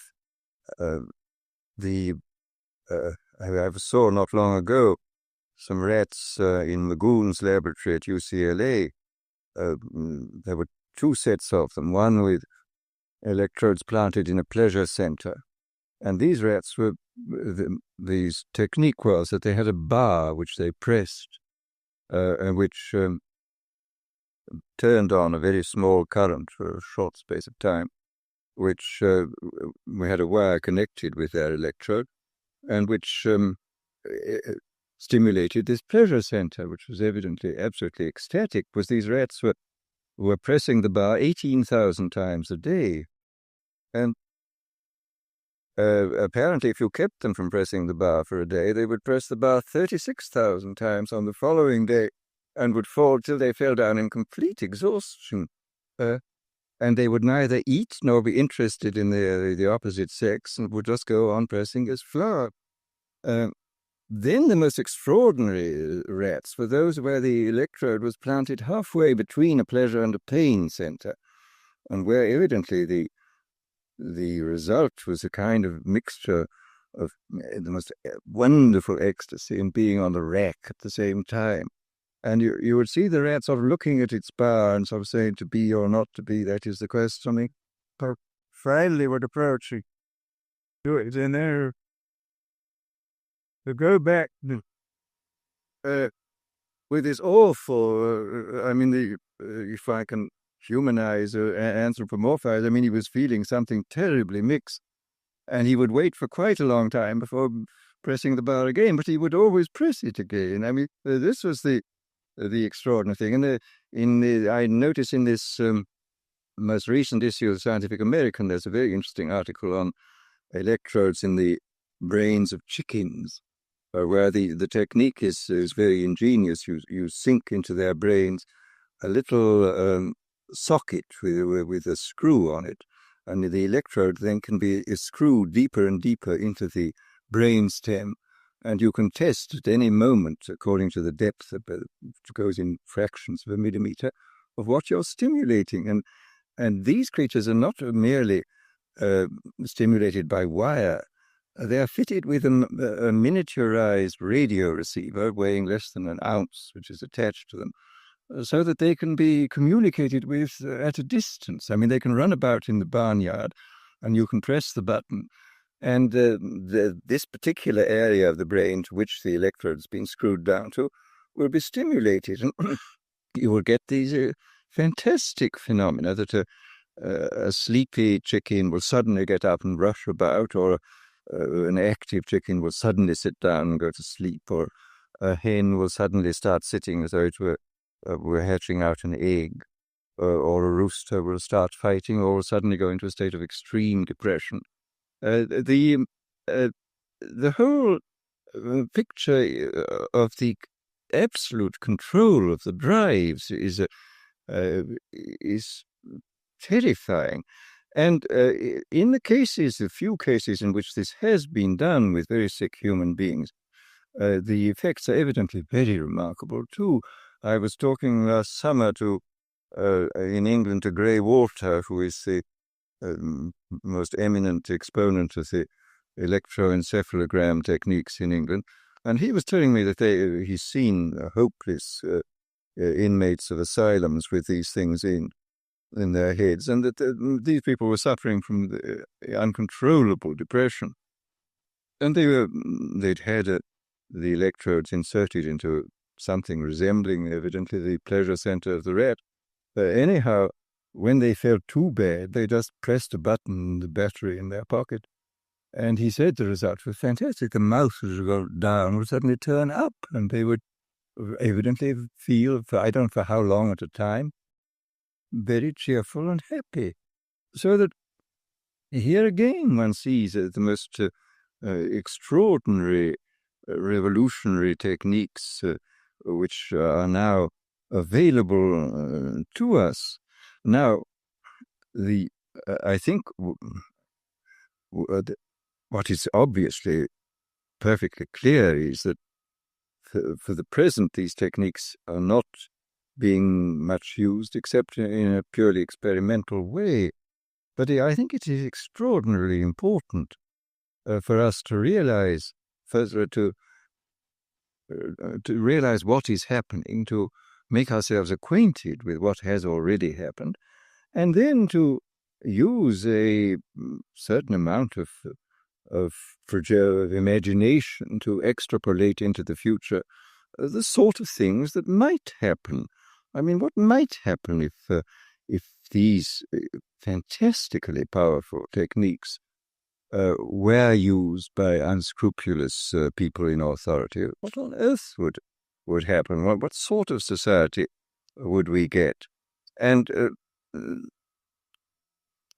I think this is peculiarly important because, as one sees in looking back over history, we have allowed in the past all those advances in technology which have profoundly changed the social and individual life. We've allowed them to take us by surprise.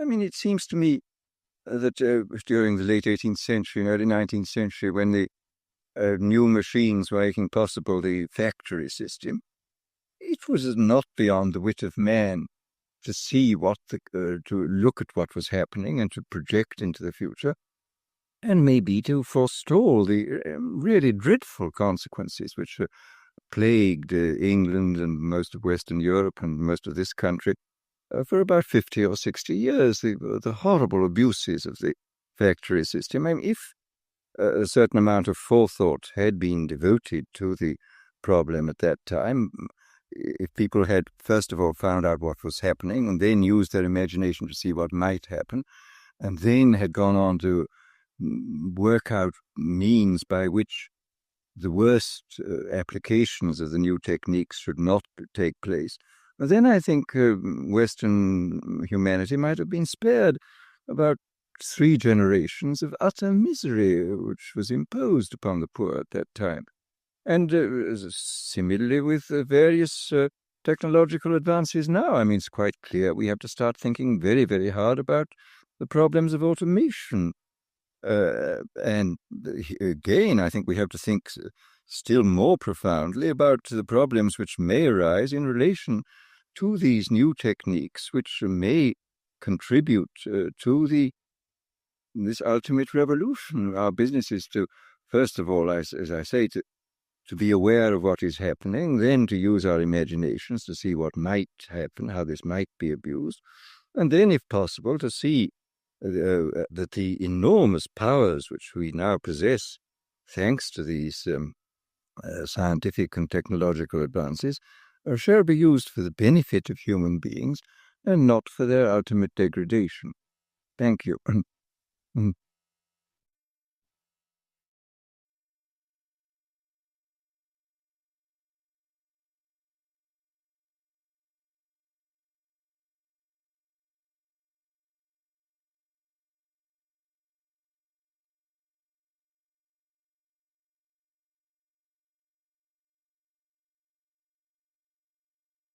We do have a few moments. I'm very sorry I've talked much too long. It's quite all right. There's a brief discussion, and those of you who are interested in staying and listening, I'm sure that we're well worthwhile. John, Mr. Post, would you like to? Well, question? I'm afraid my question shows a certain optimism which may not be justified. In a way, your quote from Haussmann that malt does more than Milton can justify God's ways to man indicates that my remarks may show that I'm looking into future thought to see the world as the world is not. At any rate, I'm a bit worried about your picture, the picture you paint, that the future may contain a number of monolithic scientific dictatorships, and that there may be a groundswell in this direction, a groundswell caused by a human tendency to seek pleasure where it can be found. But I'm struck by the fact that movements of that sort are always far more complex than any of our attempts at characterizing them. And I think that perhaps in this complexity lies a ray of hope, that the future may not contain such monolithic scientific dictatorships, and that the developments which we can expect in light of the various technological achievements you mentioned may not lead in the direction of scientific dictatorships in the way you indicate. That this may depend to a great extent upon the nature or the characteristics of the nations in which these results are first introduced. In other words, my question really is, when you project into the future and you say the chances are very great of dictatorships of this kind occurring, could you qualify a bit more what the chances are? Well, I say these. I don't think the chances are very great. I think they are there. And I would think that one of the reasons why we may get more dictatorships than we like lies in quite a different field. I mean, with large parts of the world increasing at 3% per annum in the population, goodness knows what is going to happen. I mean, for example, I was in India last autumn. Man, of course, this is unutterably depressing, the enormous poverty. And the depression grew a great deal with the announcement, just when we were there, that the United Nations had come to the conclusion that its earlier estimates of the increase of the Indian population were very much too low. The estimates had been in the neighborhood of 1.7% per annum, which is about the same as the United States, which had to be corrected up to 2.2 or 2.3, which I think doubles the population in about 32 years. And of course, there are large parts of the world where the increase is fully 3%, and in certain parts of the world even 4%. I mean, 3% doubles the population in 24 years, and 4%, I forget, in about 16, I think.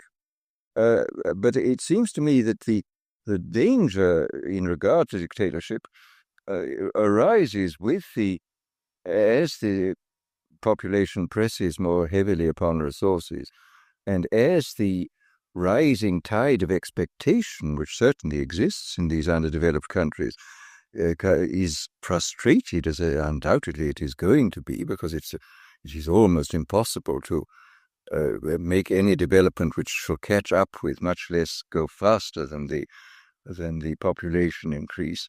So we may get a great deal of social unrest. And of course, social unrest leads first to chaos and then to dictatorship. I mean, I think that the prospect of some kind of dictatorship, either military or communistic, I think in most cases more likely military, it seems to me very great within the next 15 to 20 years. And whether some of these dictatorships may make use of these modern methods remains to be seen. But I think that, unhappily, the prospects for dictatorships in large areas of the world seem to me very great at the moment. I think that there is a considerable likelihood of this thing happening. Lillian? The implication seems to be that we ought to be apprehensive that these techniques fall into the hands of dictatorships, demagogues, etc. But I could easily envisage a situation where Western democracies could use these methods, such as electrodes attached to the brain of the sac, in order to avoid accidental war. This could be a very moral term. Or that you give soma to the discontented minority of the population who are suffering from anony, etc. Would you care to comment about the use of these techniques by democratic states? Well, you're a lot more pessimistic than I am, but maybe your pessimism is justified. I don't. I mean, this is the awful fact remains that when techniques have been discovered, sooner or later they tend to be applied, and in these techniques, which where the object of application is the human being, you're obviously up against the most dangerous situation. And what will be the temptation for those in power? I mean, after all, we pray regularly not to be led into temptation, and this is a very profound and important prayer. I mean, experience sadly shows that if we are tempted long enough and strongly enough, we almost invariably succumb, and that the whole process of setting up a decent society is essentially setting up the society in which temptations to abuse power and shall be reduced to a minimum. But these new techniques, I think, do constitute a series of very powerful temptations, which to those in authority may finally turn out to be irresistible. I hope not, but I think what you say is something which we have to think about. I mean, that this might be applied with justification, as you say, in the highest patriotic and moral terms, even in democratic societies. I trust not, but one never knows, particularly under conditions of extreme military stress. It would appear, sir, that the type of dictatorship which you have outlined for us here today, and in more detail in the Brave New World, would tend to be self-perpetuating unless there's a rise such a sharp social crisis as to disrupt the pattern of authority and break the hold which is being passed on from one generation to the other in these terms. But it would appear that the type of social crisis involved in large-scale warfare, whether it be nuclear warfare or otherwise, or the type of crisis involved in widespread famine, etc., would tend to disrupt this pattern of dictatorship. Therefore, would you say that it's necessary to have a high degree of social stability in terms of economic conditions, in terms of world peace, before a dictatorship of the sort you have described for us would be able to really imprint itself upon a population? This, I think, is very important. I mean, I think it's obvious that such a dictatorship, if it were going to survive, would have to guarantee the adequate food supplies. I mean, I think, and whether it could in fact do this while the kind of international tensions, whether we can expect a long-lasting dictatorship within the context of nationalism, I don't know. I don't think so. I think we can expect dictatorships to arise, but not long-lasting ones. I mean, I think that even the best organized dictatorship within the context of nationalism is likely, as you say, to lead to break itself down, because one side of the paranoid state of mind will lead it into conflict, and which will, of course, destroy it, finally destroy it. I mean, this is a very important point. And then, of course, another point, which was made by Sir Charles Darwin in his book, The Next Million Years, which I think was one which, in different terms, I envisaged in Brave New World. I mean, he points out that the human species is still a wild species. It has never been domesticated. I mean, a domesticated species is one which has been tamed by another species. Well, until we get an invasion from Mars, we shall not be tamed by another species. All we can do is to try to tame ourselves, that an oligarchy tries to tame ourselves, but the oligarchy still remains wild. I mean, however much it succeeded in domesticating the rest of the race, it must remain wild, and this was the part of the fable, the dramatic part of the fable of Brave New World, is that the people in the upper hierarchy, who were not ruthlessly conditioned, could break down, and this Charles Darwin insists that because man is wild, he can never expect to domesticate himself, because the people on top will always be undomesticated and will sooner or later always run wild. Well, I think there's a good deal to be said for this this point of view in regard to the permanence of any dictatorship. Yeah. Yes, I have a question. Worried about a relationship that seems to exist between cost, consent, and control. If a government wants to control its people, of course, its job will be easier if they are more willing to consent, and the job will be correspondingly more costly if the corresponding consent isn't there. Could you make a few remarks about the economic feasibility of introducing biological controls of the sort you talk about? I don't know. I mean, wouldn't it? I would have thought in some ways it would be cheaper than maintaining very large security forces and concentration camps and so on. I mean, just as in asylums, chemical control is a great deal simpler and cheaper than physical control. I mean, the bad old days of straight jackets and manacles and so on required quite a lot of people to handle the insane, whereas the tranquilizers seem to require much fewer. I mean, that you can get equal results with simpler and certainly pleasanter means. I have no idea about the actual cost situation, but it seems to me that it might actually be cheaper. I don't know. But I have one question here, which is, well, this is essentially the question which Mr. Huxley addressed himself to in his last statement, is that how will control over the techniques been transmitted from one group to another? Apparently referring to how do the controller's techniques be transmitted from one elite, one generation elite to another. Would you wish to comment further on this question? I know you did speak to it just before. Well, I don't think so. I mean, I do think there will clearly be a difficulty. I mean, there is always a difficulty in transferring power. I mean, after all, hence the constitutions, written constitutions such as in the United States, or a hereditary monarchy, in which you got de facto power being de jure, and the possibility of passing power on without much hitch from one generation to another. It may be that in a thoroughly well-controlled dictatorship, the problem of power at the top, the struggle for power, would not take place. But even there, I mean, simply because the oligarchy is itself not subjected to the extremes of conditioning, because it must retain a certain freedom in order to be able to make adequate decisions.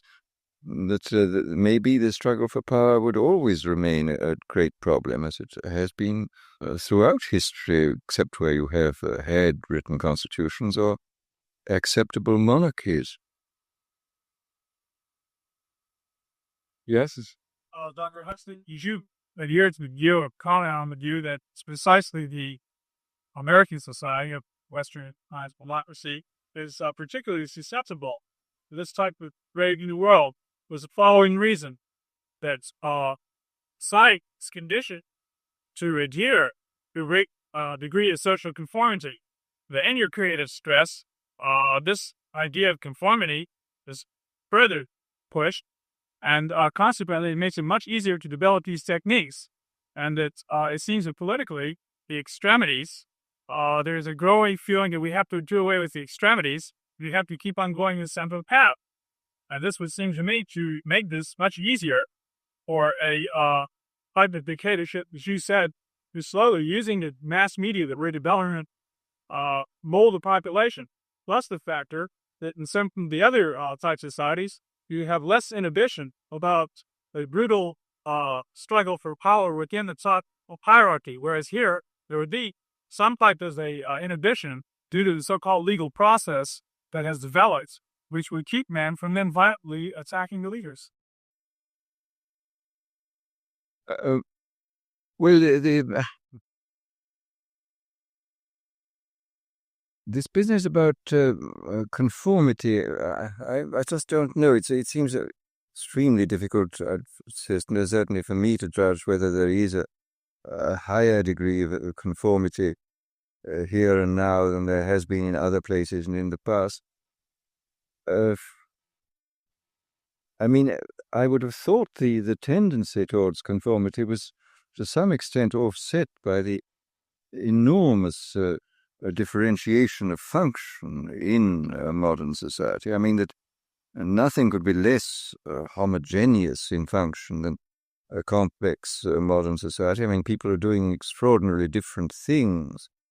And although there may be a pressure to conformity in the suburbs, so to speak, or at home, there does seem a considerable pressure to non-conformity or to differentiation in the functional life of people. I mean, I have no idea to what extent one offsets the other, and whether the conforming drive is stronger than the drive towards differentiation. I just don't know what the answer to this. I mean, I read about the high degree of conformity, and of course one does see that certainly as compared with the 19th century, this society does seem to be more conformist. I mean, if one reads the history of the utopian colonies which were set up during the 19th century, this is really extravagant. I mean, that it's inconceivable to think of anything like the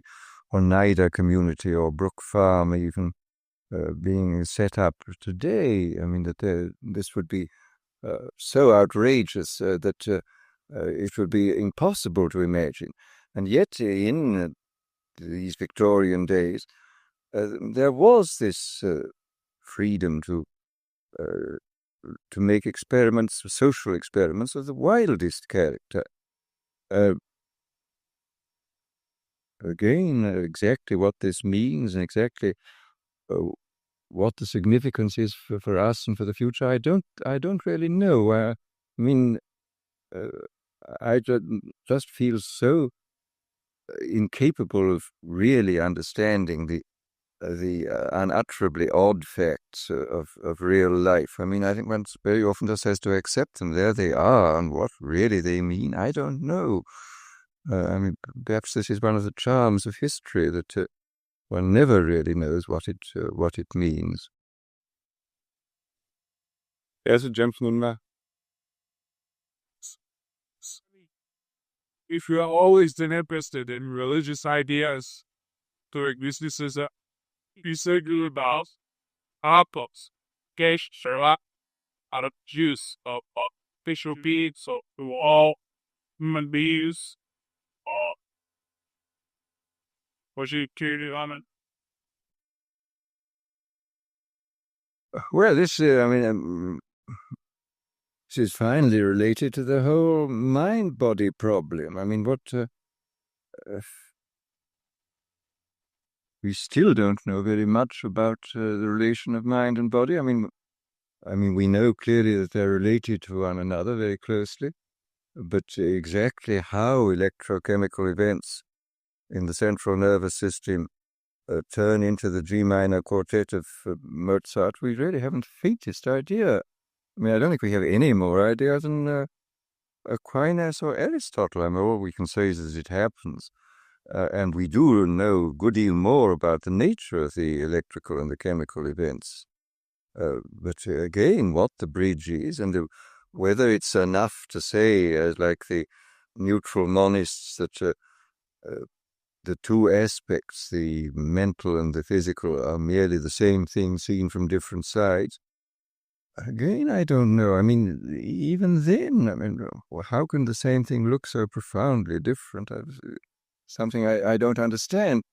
And in relation to the mystical experience, I mean, clearly this is correlated with electrochemical states within the central nervous system, and I would be all for studying these states. I mean, I think it's exceedingly important we should know about it. I mean, I can imagine a whole branch of science which would be called neurotheology or myco-mysticism. I mean, this sounds funny, but nevertheless, it's we have to be able to speak in the same kind of language about the two aspects of any of these experiences, the neurological and the subjective. And then I suppose, on the philosophical level, we have to make the decision which William James posed for us. I mean, he says perfectly obvious that mind is a function of the nervous system, but is it a productive function or is it a transmissive function? I mean, it does, as Cabanis said at the beginning of the 19th century, does the brain secrete thought as the liver secretes bile?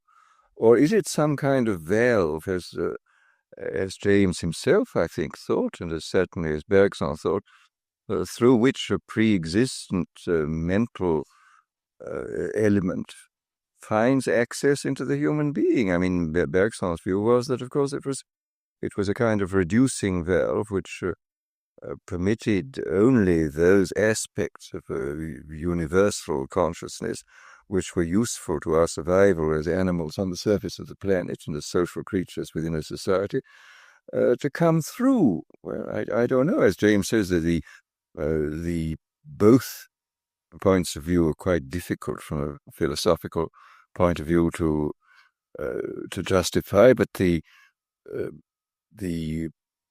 transmissive view is no more difficult than the productive view, and perhaps he's right. I think my own view is that, on the whole, that he and Bergson were nearer the truth than the Cabanis, but I don't know.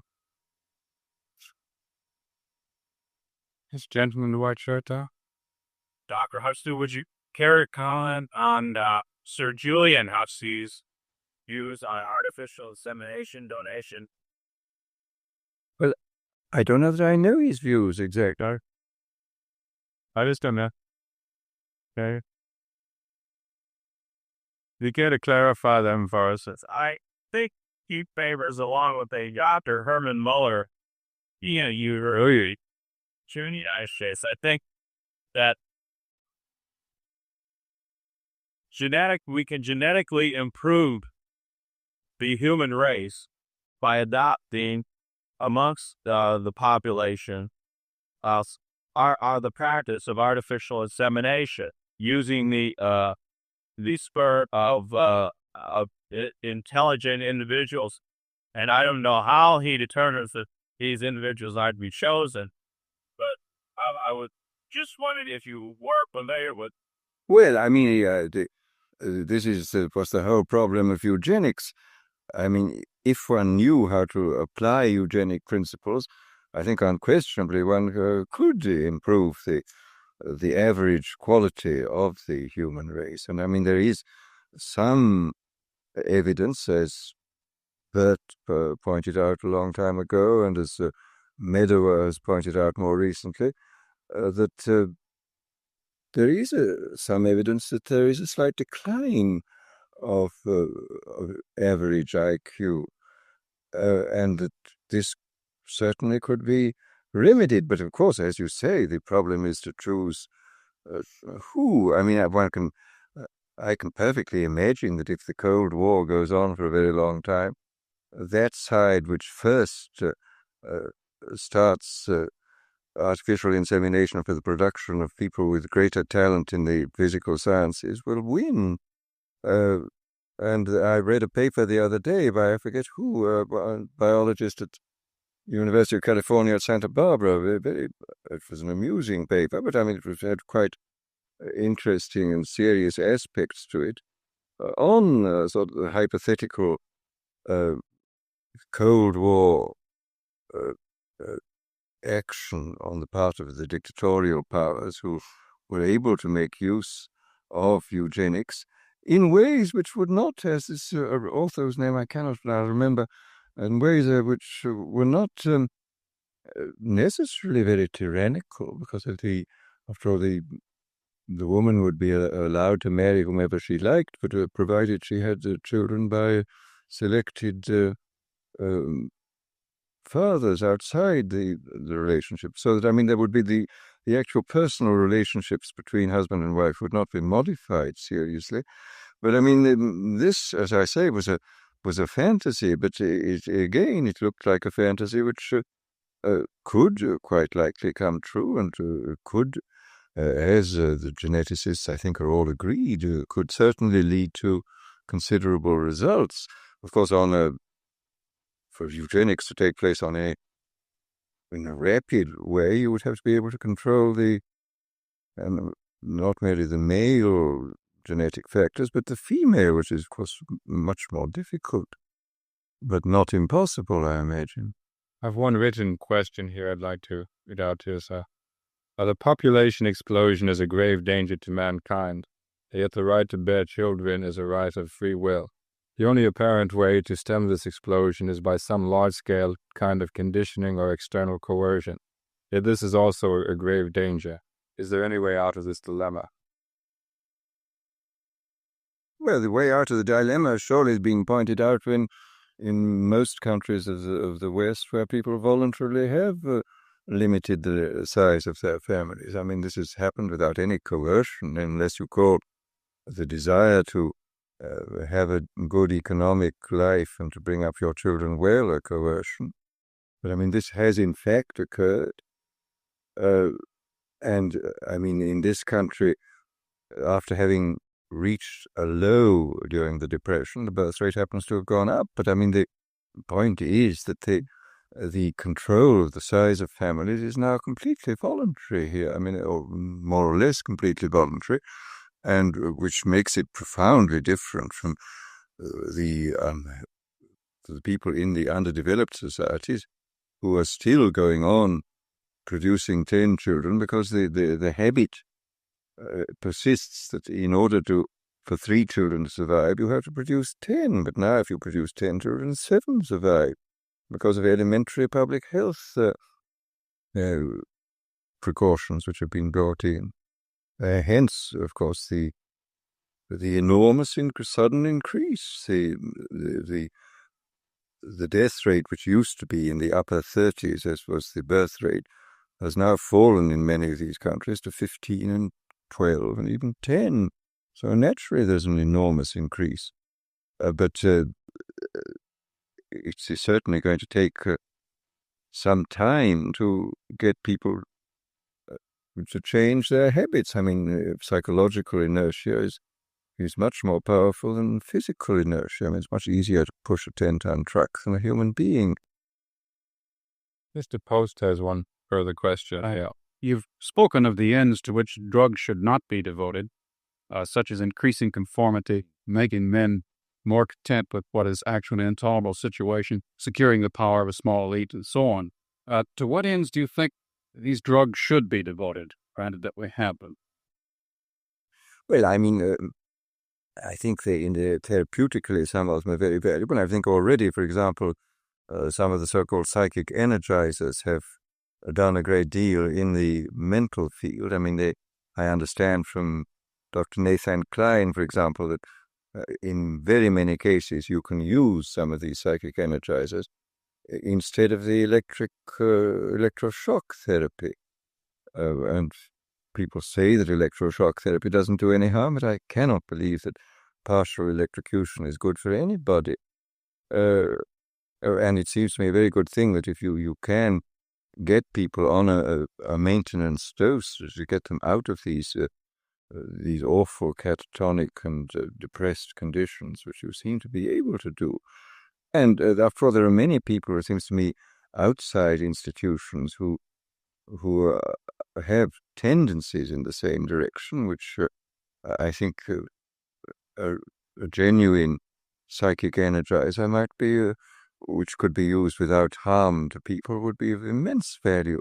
There was even, it was stated a few years ago, I remember, that the Russians had a 5-year plan for increasing mental efficiency by chemical means.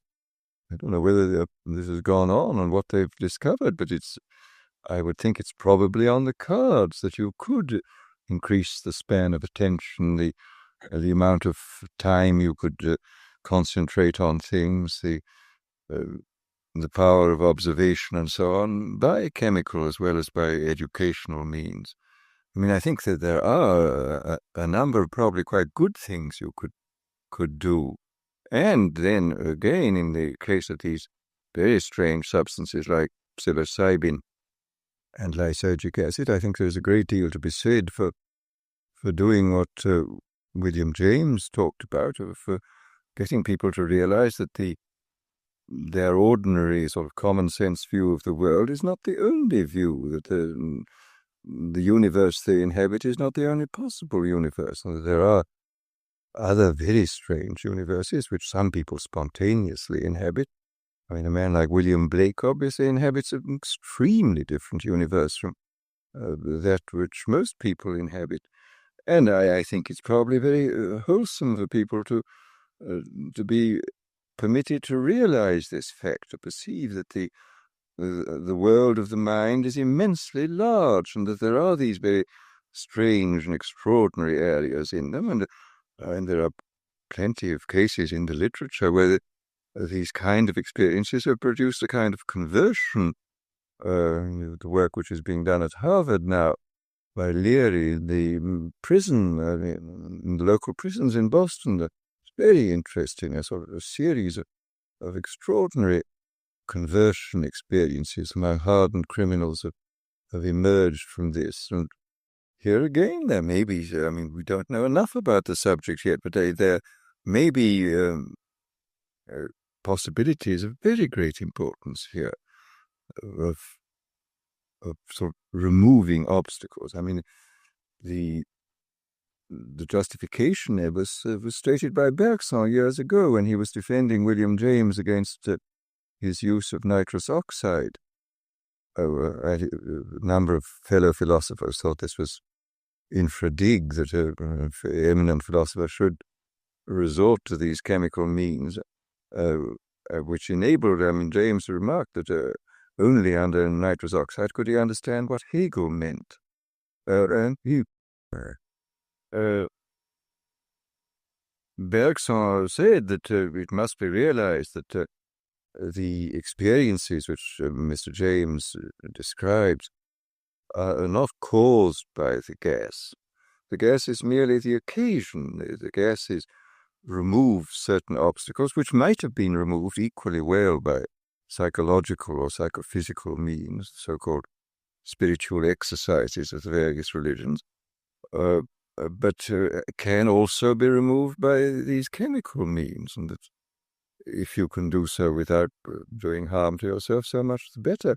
And incidentally, it's one of the great tragedies, I think, in psychological research that James, I think about 1905, made an experiment with peyote.